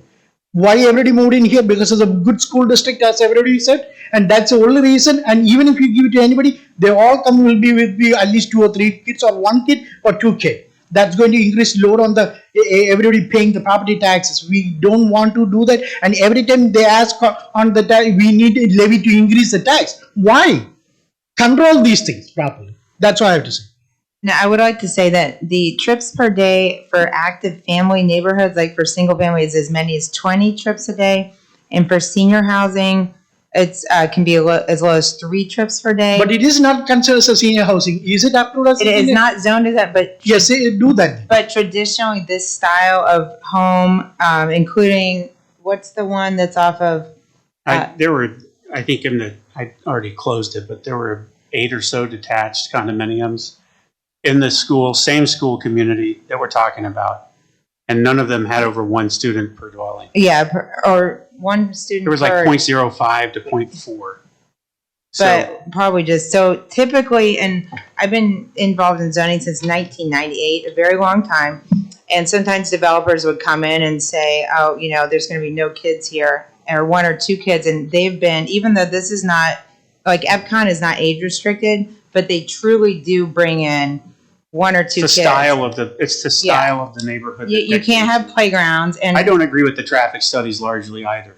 It's a generic study that they use. It is generic, but single family, you got The teenagers. the school stuff I do agree with, and the reason I agree with their metrics that they publish is because it's our school district. It's not some other district, but right? If you've ever driven by a senior housing, I live right near one, and there's literally no one driving in or out. I mean, they stay home, they walk their dogs, they get together, and once in a while they walk.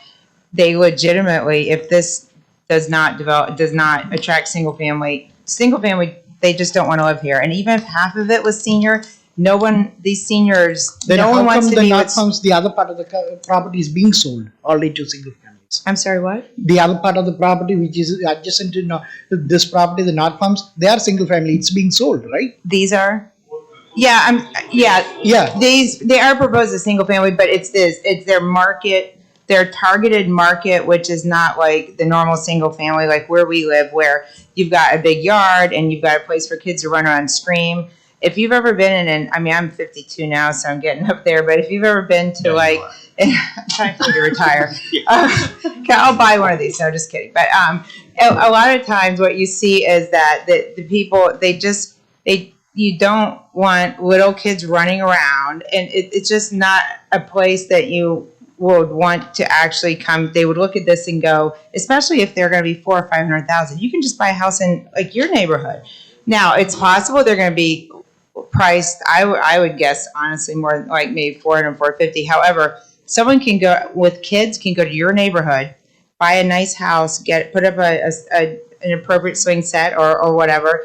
They would not want to move here. Now there is no slots there unless somebody sell the house. Now, there is one thing, is someone did mention, why do you want to move here for all intended schools? And I did recall that there are a lot of people who move out of their current houses and they want to downsize and they want their yards and things taken care of, and they want to be near their grandkids. And that was a big thing we heard about people not wanting That's why to. EPCON filled up immediately. Yeah, you want to be near your grandkids, maybe not too near, Then but put the within age a few restriction on miles. The neighborhoods, Yeah, and that's why, and I can't believe people are paying. Little Bear, Yeah. there's something just like this set up there. And the houses sell quickly there. Yeah, and it's quiet, and sometimes the grandkids come, but you literally, I know it sounds crazy because No these are kids. single family, but also they're going to be paying probably $200 or $300 a month in condo owners' fees, if not more, to have it all maintained. So that's something that this generation really wants. They want it to be maintained. They don't usually make a lot of noise. This to me does look very much like it will be empty nester. I mean, I would like the density. Yeah, it's like, and since we have the 8 or 9 examples he cited there, Bill, including across from Olentangy High School, they legit have 1 or 2, if not 1 kid. And it sounds like that would attract single family, but at this price point, maybe if they were 200,000, 300,000, might bring single family in. But it's not. If you've had kids, I have 3 boys. There's just nowhere to play. There's nowhere to be loud. That's pure economics right now, because you cannot find anywhere a single family 250K houses. The standard price, the 250K, which was 10 years before, is the 450, 500K. Yeah. So everybody knows that, and I don't buy with that argument at all. Yeah. That's Thank all. you very much.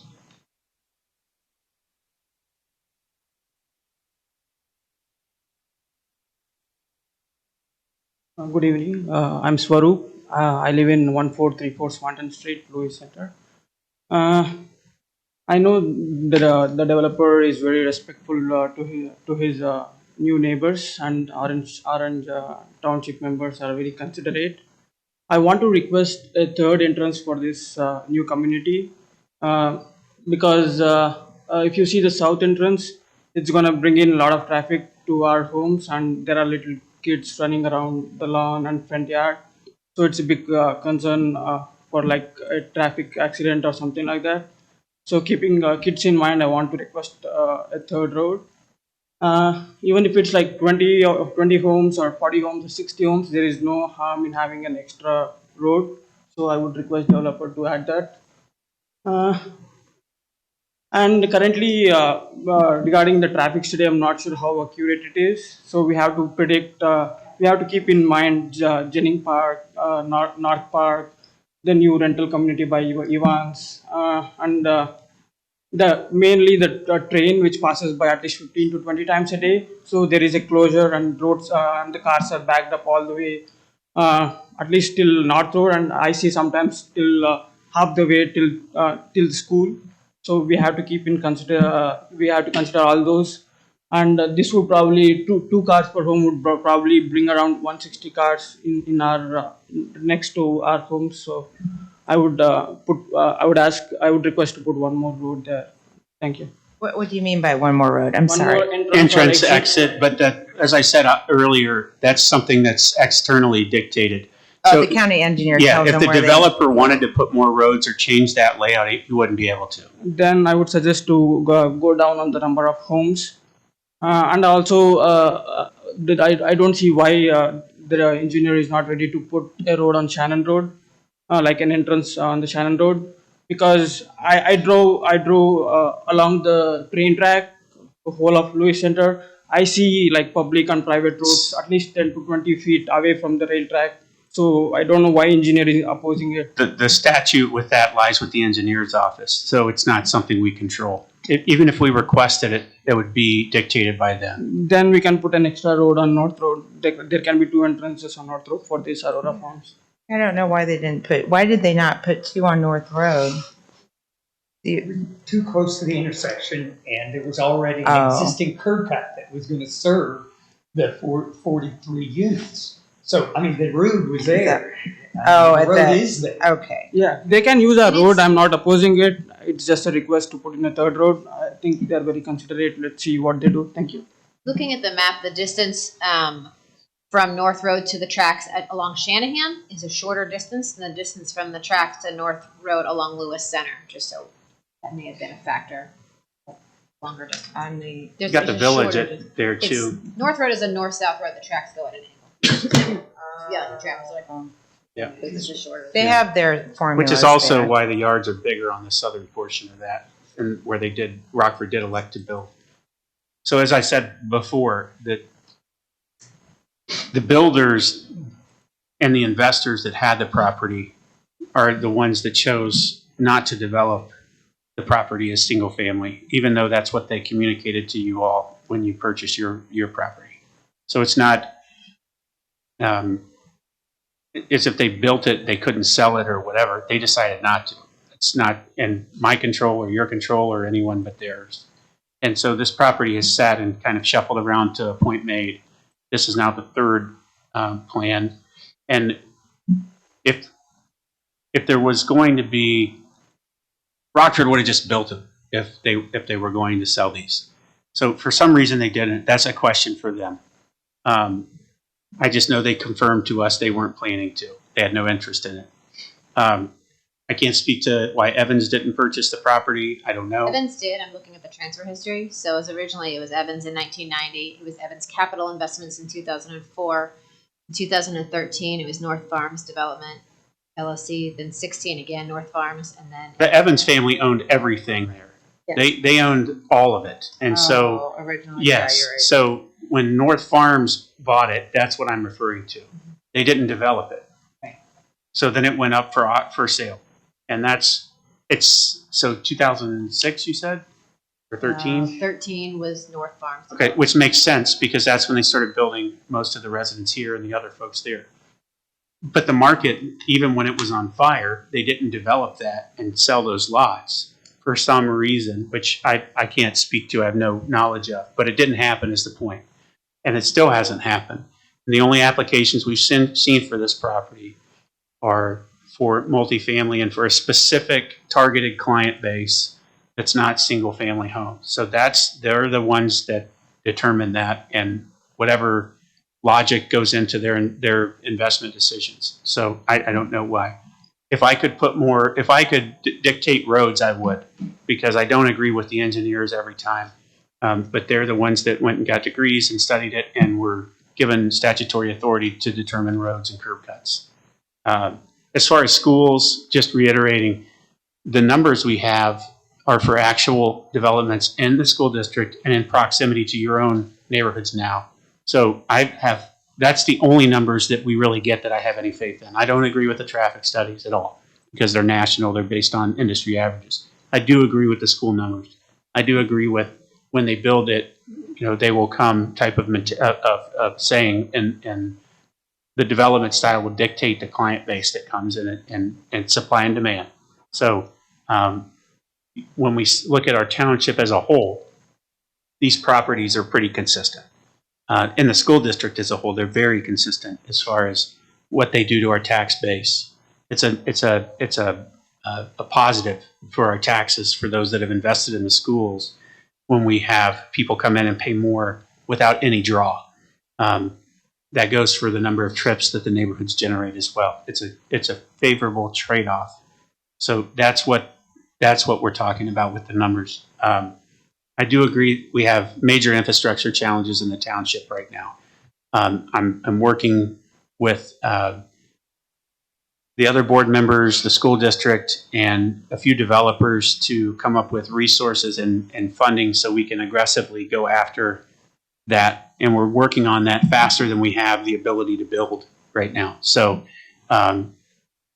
Too Tall Silas in the back can attest to how hard I've been pressing to try and get our infrastructure developed. We have overpass plans to get over the train tracks so there's not stop traffic. That will be dumping into Lewis Center soon. Should have been soon. I think they delayed that another 3 years. Once that's done, you'll have an overpass at Lewis Center that will pull traffic from even going down over the train tracks at Lewis Center Road. That'll have a very positive impact in what you're experiencing today. I think with the extension of rail timber and the redevelopment of the school parking lot and driveway access way, that's going to improve traffic flow dramatically on North Road as well. So that's my personal response to the concerns. I understand what you were told and why you're upset, but I think that's a problem that is best handled with Rockford Homes. They sold you on something that they weren't planning to deliver clearly, or they would have already built those homes. And for whatever reason that changed, and I don't know. But they have the ability to do that as the property owner and the investor that had that property. So it's, again, something I can't control or you. It's unfortunate that it happened, and perhaps the folks that told you that didn't have vision or understanding of their long-term plan. I don't think it was egregious intentionally. Lisa, Trustee Fowles, any questions, comments? Did the applicant want to? Yeah, I'm going to let them respond. I didn't know if you had any. Sir, do you want to come back up? Sure. It's a quick question, please. Did the Aurora Township approach any of the other builders by providing some kind of subsidies and discounts to build the same? Because the residents, the existing residents are not willing to go for it. Did Aurora try that? We wouldn't have the ability to offer that. That's something that the county would potentially be able to work with them on, but not as a township. We wouldn't have. For what? He's talking about building subsidies and like tax incentives, Oh, tax breaks. okay, yeah, that's from the county. Yeah, so Good question. that is a good question. Go ahead, sir. Just to kind of wrap up, we've been talking about a lot of things that we as developers don't have kind of control over, and obviously traffic is one of them.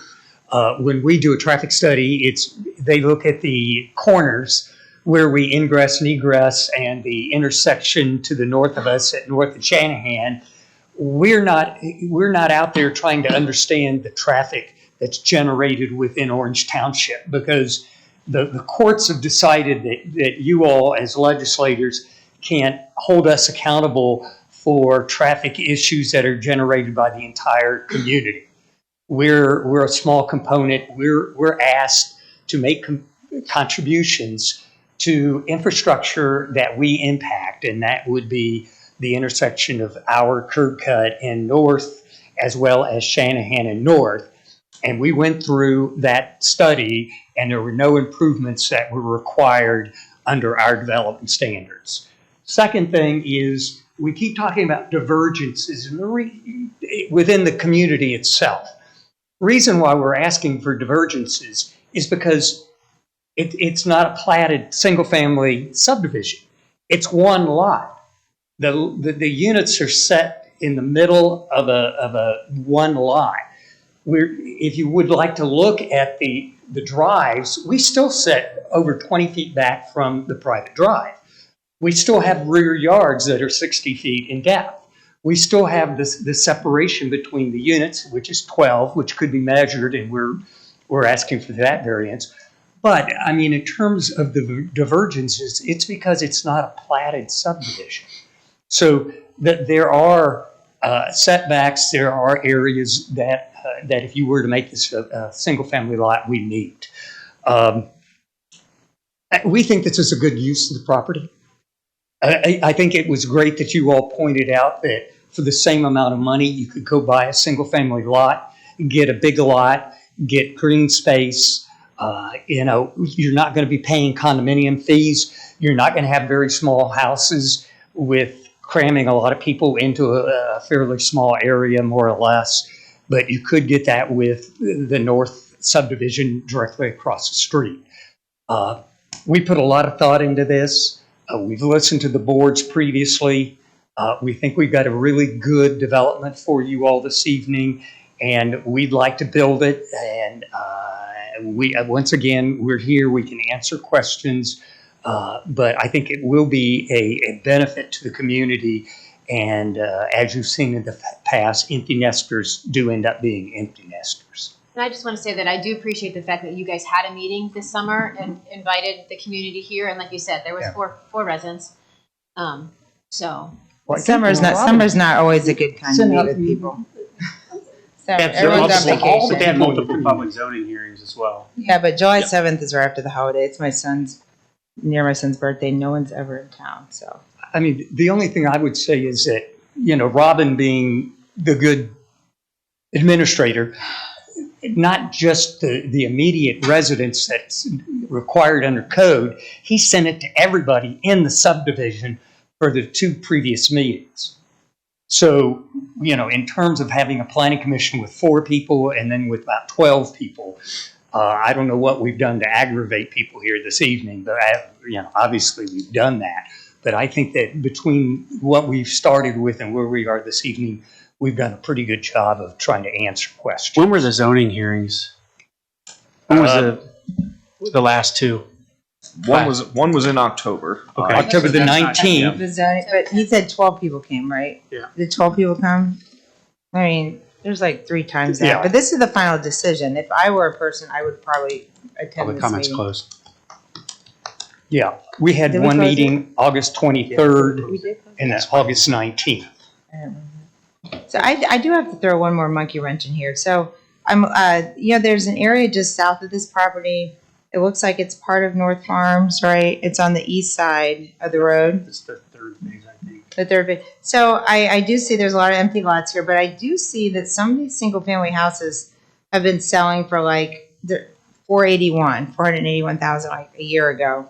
I didn't get a chance to look at all of them here, but it does look like there are some empty lots, but it does look like some single family houses are being, let's see, the 451, one sold in March of 2021. So there are some, do you know that area? And there's a court, and those obviously must comply with the zoning. So I hate to throw a big monkey Well, wrench I and think everything, you but have there are to- single family houses they're selling right there. Well, I think the point being is that you have to look at, like Rockford may have already made the investment in the properties in terms of putting in the infrastructure and the roads and the water line and the gas line.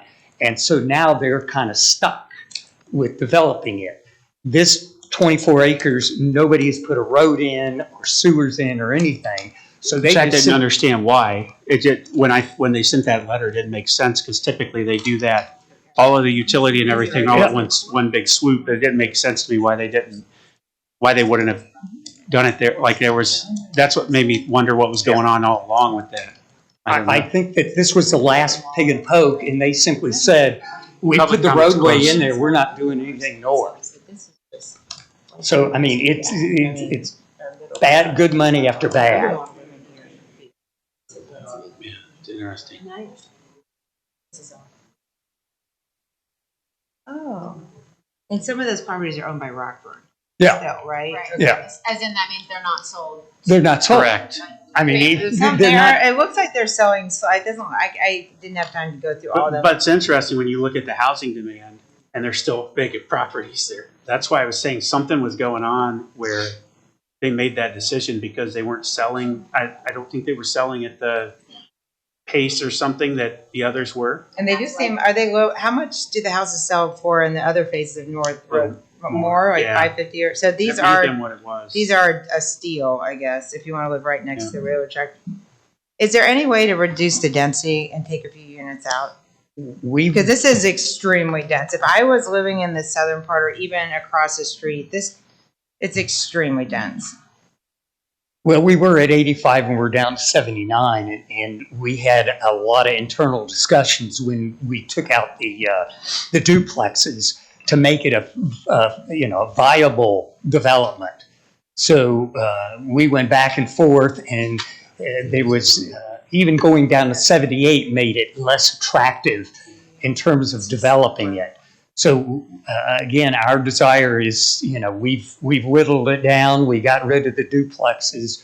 That was an opportunity to offer a kind of a little different price point because I might have been able to sell the duplexes at a slightly lower cost, but obviously we were told that wouldn't be appropriate. I would never approve a duplex ever, just for future Yeah. reference, ever. We found that. You got 3 years that Yes. you can't submit any duplexes. That is just, it is pretty dense. I wish that I see that this is an existing pond. I kind of wish it was out Yeah. in different front. spot.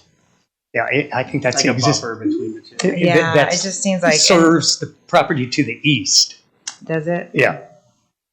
It was built because it serves the subdivision to the east of us. It comes under north Oh. and into that pond. That, Oh, near that's Jennings right. Park? Yeah. It's got the pipe or whatever, yeah. Okay, that makes sense. No wonder it's existing. And ours too. We have to make it fit for us as well.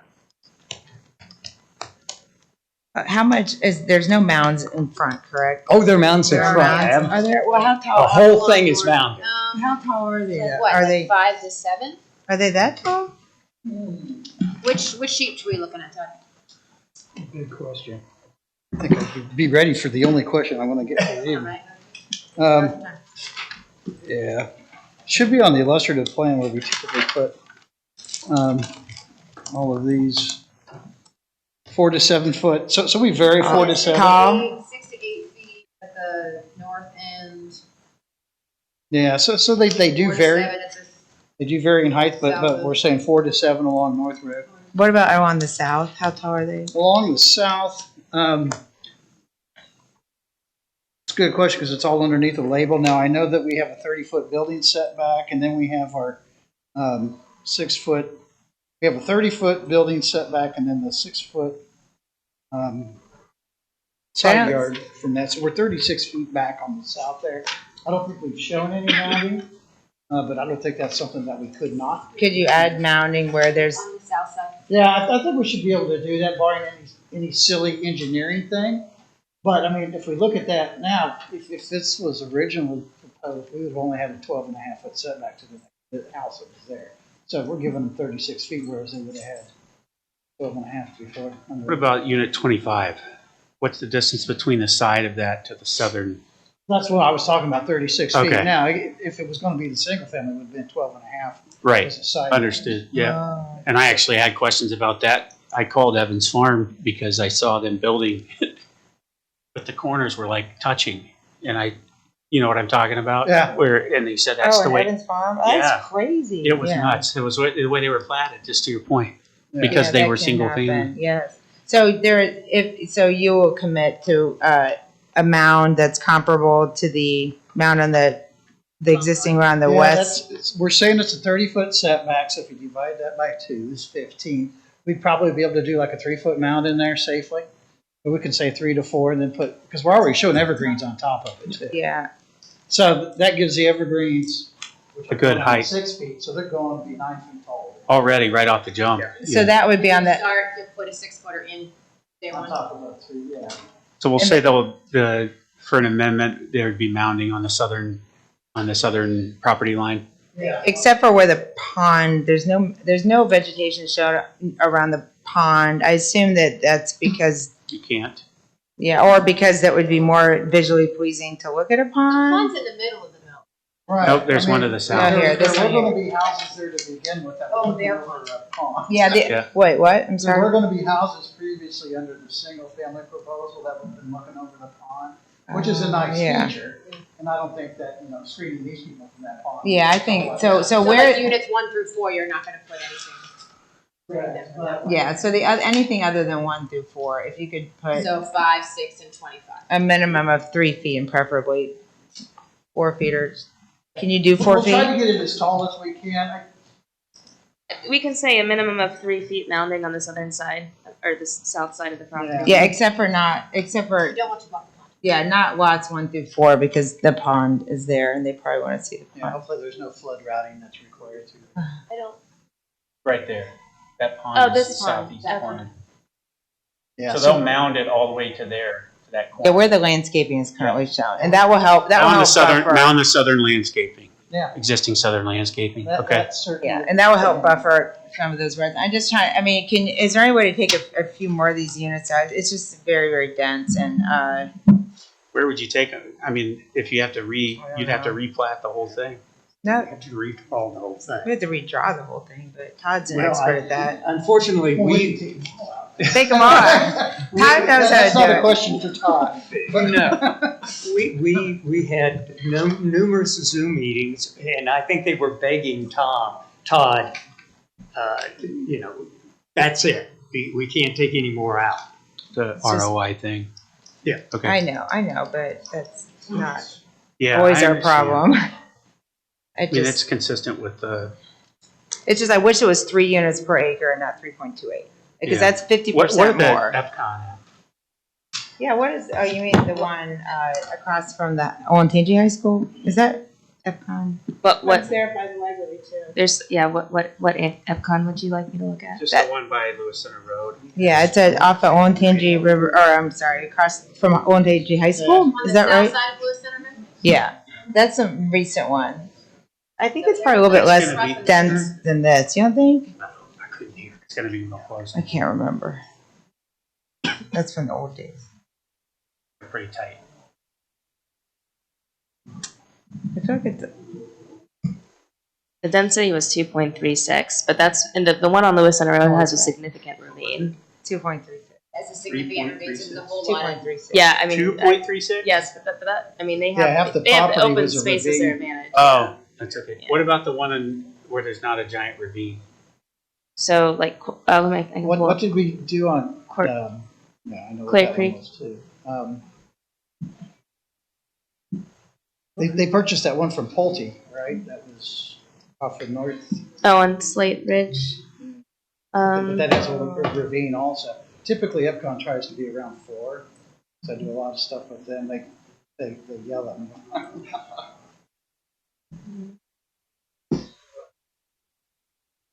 The courtyards at Clear Creek, off of Gooding Boulevard is 2.61 dwelling units. The, courtyards, let's see.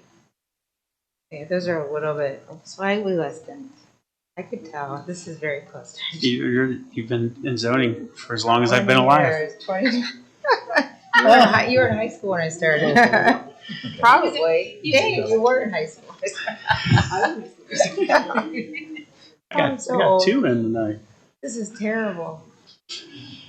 Could you reduce the density to 3 units per acre? I've been told it wouldn't work financially.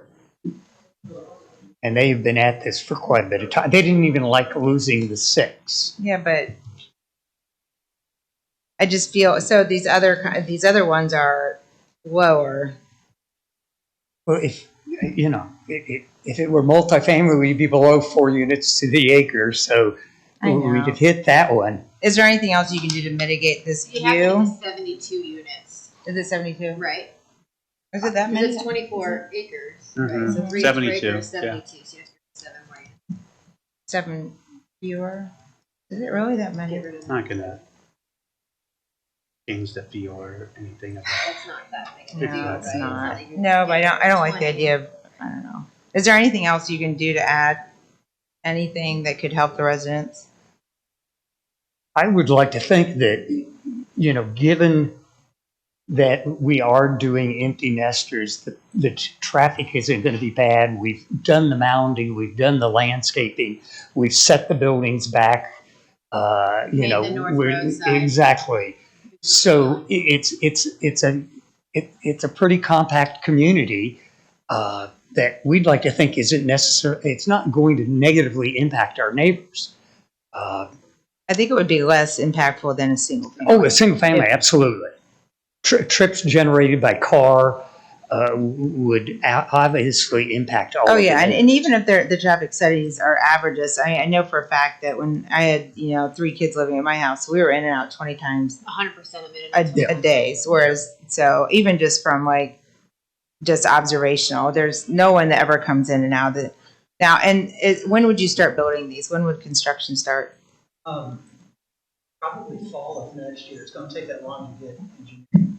And you have to get septic or sanitary sewer, you still have to extend that? Sewer's right here. So Is it? Okay. yeah, You just So gotta fall of next year, a year away. Yeah. Okay. All right. Any other questions from the board? Okay. Guess not. As far as voting, as always, I need to know where the board stands. I don't have a problem with this application, so you are too. Okay. Lisa, where are you at? Got 2 right now. Well, that's all you need, isn't it? Yeah, but I'm not gonna cut you out like that. I mean, Here we are. I wouldn't do that.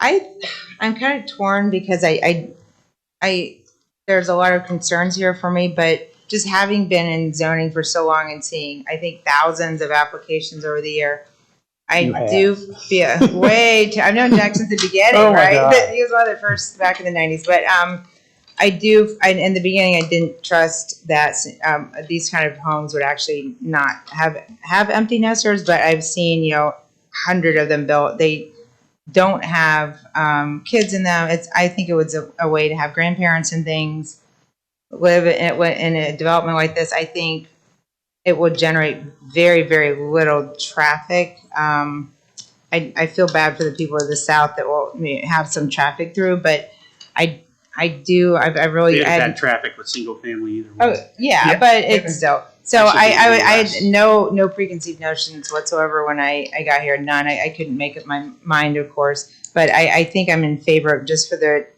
reason that it will add very few school children. It will not increase the burden on Olentangy schools. It should be a very quiet neighborhood. You'll have very little in and out. It will be very peaceful, which I think will add more value than a single family development, even though I am a little bit concerned about the density. But the mounding on the front should obscure a lot of that. I think it looks like it will be a nice development. So I think, in my opinion, the pros do outweigh the cons. So after it gets built, the residents can hold us accountable if it is not what we said it is. We're all up for election in a few years, and if it ends up being Not me. 100, if it ends up being some disaster, then we'll hear about it. But I really believe on my experience and knowledge that this would be a nice development. So I'm going to read the recommendation of the zoning commission. I want to point out when I read it, it is going to be with amendments version, or with modifications, because we're going to stipulate the 3-foot mounding at the southern side to further block the view of the residents, the separation there. Okay. Make a motion to approve resolution 22-363 to adopt the recommendation of approval with modifications of the zoning commission as to zoning application ZON-22-09 of HM Latitude LLC for Aurora Farm Single Family Plan Residential District. Mrs. Faust? Yes. Ms. Knapp? Yes. Mr. Grumbles? Yes. All right. And that'll conclude the zoning hearing. Thank you, folks. All right. All right. Thank you for coming, everybody. Thank you. Thank you for your input. Make a motion for a 2-minute recess, 5? 5-minute We might need recess. 5. Second? Yeah, second. Okay. I'm just gonna tap on one of the numbers from the end. You gonna get a vote?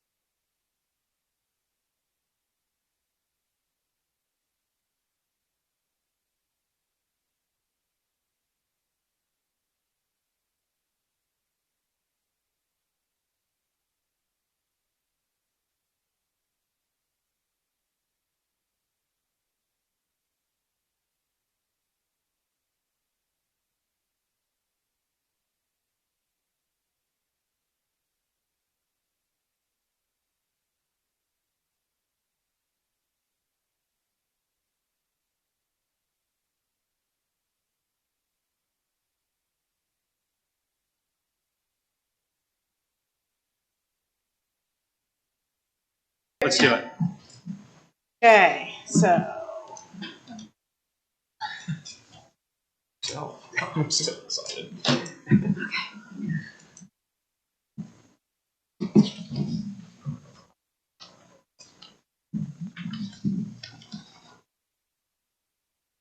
I'm just gonna do 366 for exact. 366? Mhm.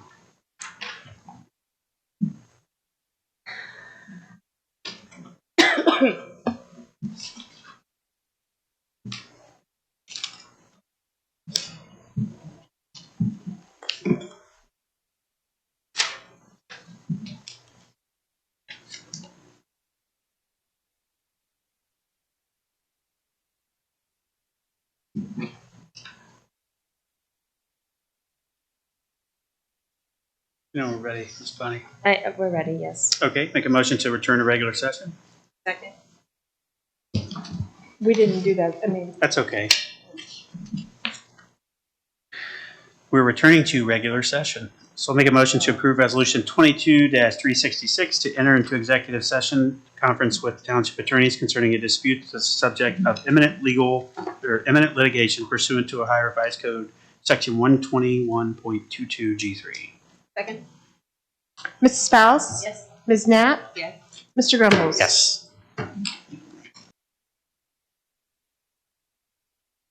Officer, Board of Trustees, HR consultant, or sorry, HR director, senior manager, I guess, Mike Kremnitzer and Michelle Bonnie. Thanks.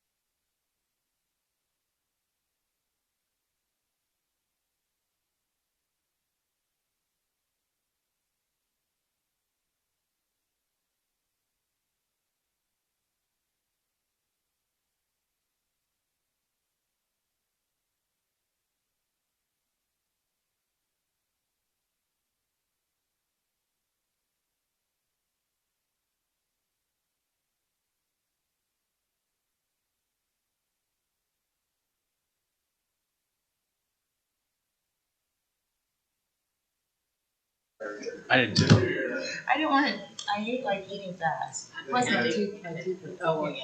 It'll take me forever to eat. I should lose some weight. She's gonna share the screens in case you want to sit here and eat. Oh, and that, and then out of revenge, she just does a close up on me.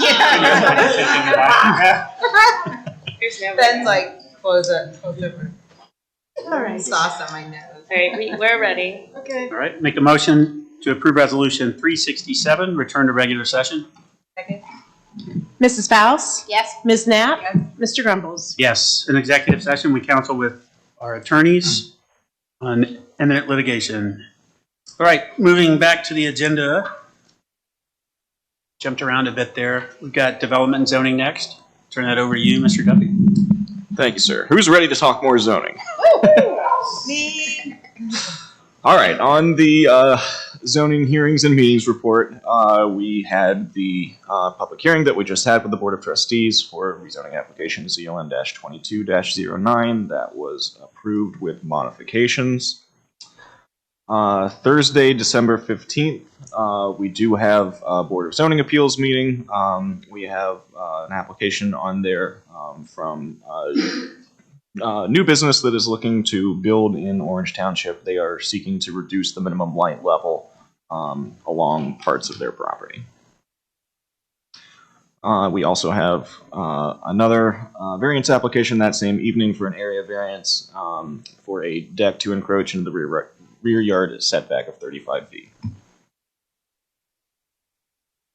And then lastly, we do have two rezoning applications that were voted upon by the Zoning Commission last week. So we will look to schedule them with this board. We do have two resolutions before you for that purpose. So rezoning application ZON-22-10 is the Aldea single family project. And then zoning amendment ZON-22-11 to amend current plain industrial district to allow a new light industrial building on North Central Drive. Was that one, either of those controversial? I would say Aldea is controversial. Yes, the North Central Drive is pretty straightforward. Aldea is the application that's zoning like multifamily, but their plan is single family and it's density, It's there it super is. dense. What's it Even dense? higher.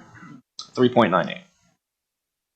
And that's with 4 lots that are like 2 acres apiece? Factored into And those the are entire- those rentals? Those are, I believe their business model is to rent at first, yes. Yeah, okay. All right. That might be a fast hearing, yeah. So we, I was gonna propose in December that we move our first meeting, December 7th to 5 o'clock. And then the second one to 4 o'clock. We do, if Okay. that's okay with you guys? Yep. And then could we Is that okay do, with staff? I think staff would prefer that. they vote yes. And, You want to do like a noon oh yeah. on for that both of day? those? Sure, wait. Is Well, noon? When are you done what- with, or one, or? Let me, sorry, but so Oh, for the zoning though. zoning, yeah, I mean, so for, if we did the December 7th at the regular meeting time, which we wouldn't have to republish, we can do the zoning hearing at 5 o'clock. Or, Well, the logic behind that would be, like, have we gotten a lot of we've gotten public feedback on this, I'm assuming? On that one, yes. yes. Are So, they yeah, we on have that? 2 hearings that we would need to schedule for the next board meeting. Okay. Do that one at 5. Let's do that one at 5. Yeah, do that, The yeah. 7th Do at 5. that one at 5 and then do the other one at noon. Is that fair? That's fine. Okay. Wait, is noon okay I with can you, make or it do you need one? I can Noon on the same day? Or 1 o'clock? 1 would be, We do one. No. What we're saying is the meeting that has zoning, we would do at 5. And then the subsequent meeting, the last Oh. meeting, we would do at noon. So you want to move the regular meeting to December 7th at noon? no, we want to move the regular meeting on the 21st during the day. Okay, sorry. So just so okay. On the So that's, 7th? that is separate resolution from what we're Wait, on the discussing 7th right now. At the 7th, we could set it for 5 o'clock, the zoning meeting on the 7th, and then we don't even have to change the time for the 5:30 because we Yeah. can just start that. Correct. Whatever. Correct. And then we would change the one on the 21st to 1. Is 1 okay with you? Yeah, I don't care. I do know something else. Yeah, oh yeah, that's 1 fine. PM on the 21st. Is that good with you guys? Or we just double check on that? So you want both both of the zoning applications to be heard at 5 o'clock on December 7th? Yeah. Okay. And then 1 o'clock for just the normal meeting on the. Let's just make a resolution for that at the end of if that's okay, Lisa, because that's not really a zoning. Oh, yeah. I just want to make sure that, So we'll 5 set this PM for at 5 7 o'clock. At Township Hall. Yes. On the 7th. Okay, and then, so let's do that first.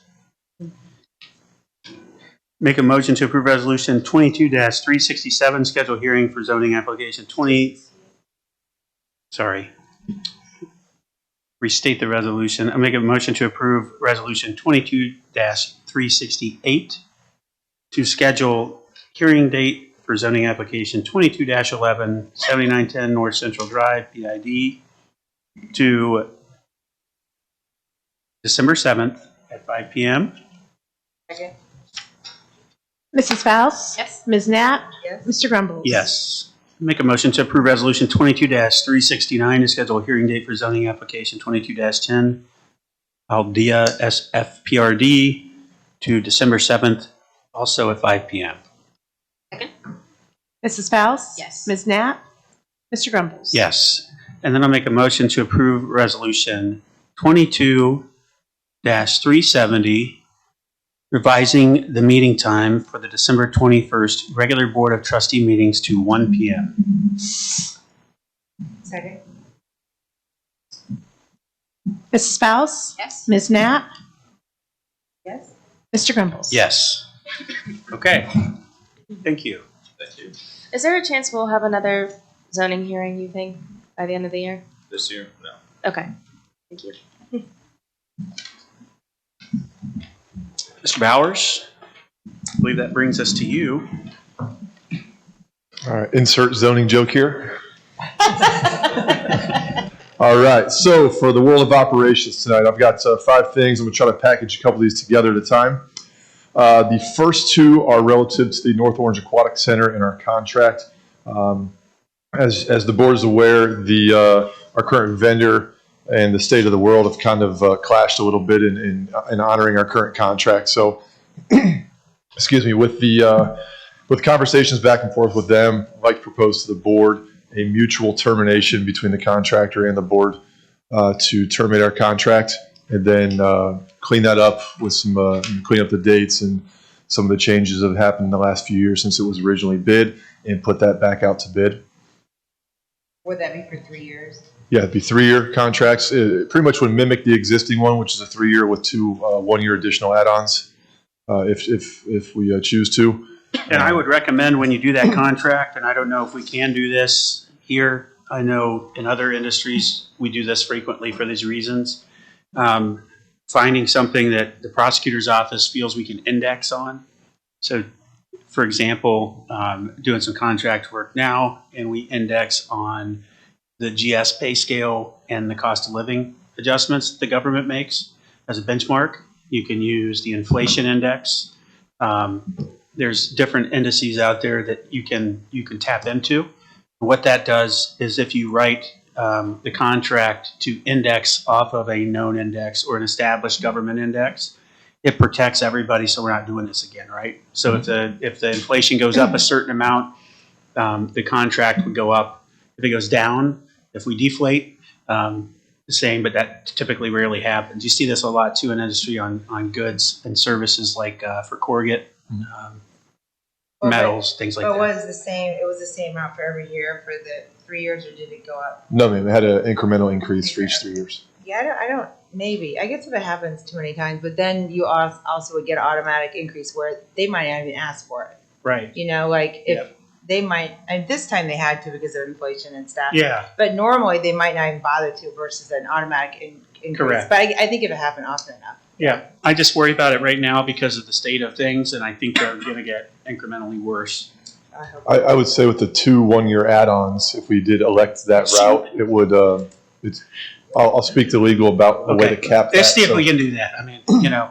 To do what? Sorry. To index so that if we do see inflation continue on the path that it is now, or get worse with the state of, I'm not talking, you know, domestically alone, but the world economy right now with everything going on is a fiasco, right? So if we continue to see rapid movement, it insulates all parties. It protects us. But technically, don't we not have to bid out parks things? Do we have to even bid this out? Couldn't we just negotiate on the side if we wanted? Probably so. I think that was an option. The reason that I actually asked about going to bid on this, and Yes, the reason, so did I. yeah, and the reason I did that, and I don't know what you all when you had your private conversations, but you know, when you see a jump of the magnitude they were asking for, I think 50%, right? We're stewards of the tax dollar, right? So we've got to go to the market on that. There's no other way around it. And they may be the only one that bids, and they might bid this amount, and that's fine. But I suspect the same people that bid prior will bid on this also, and we may have some competition, which is good.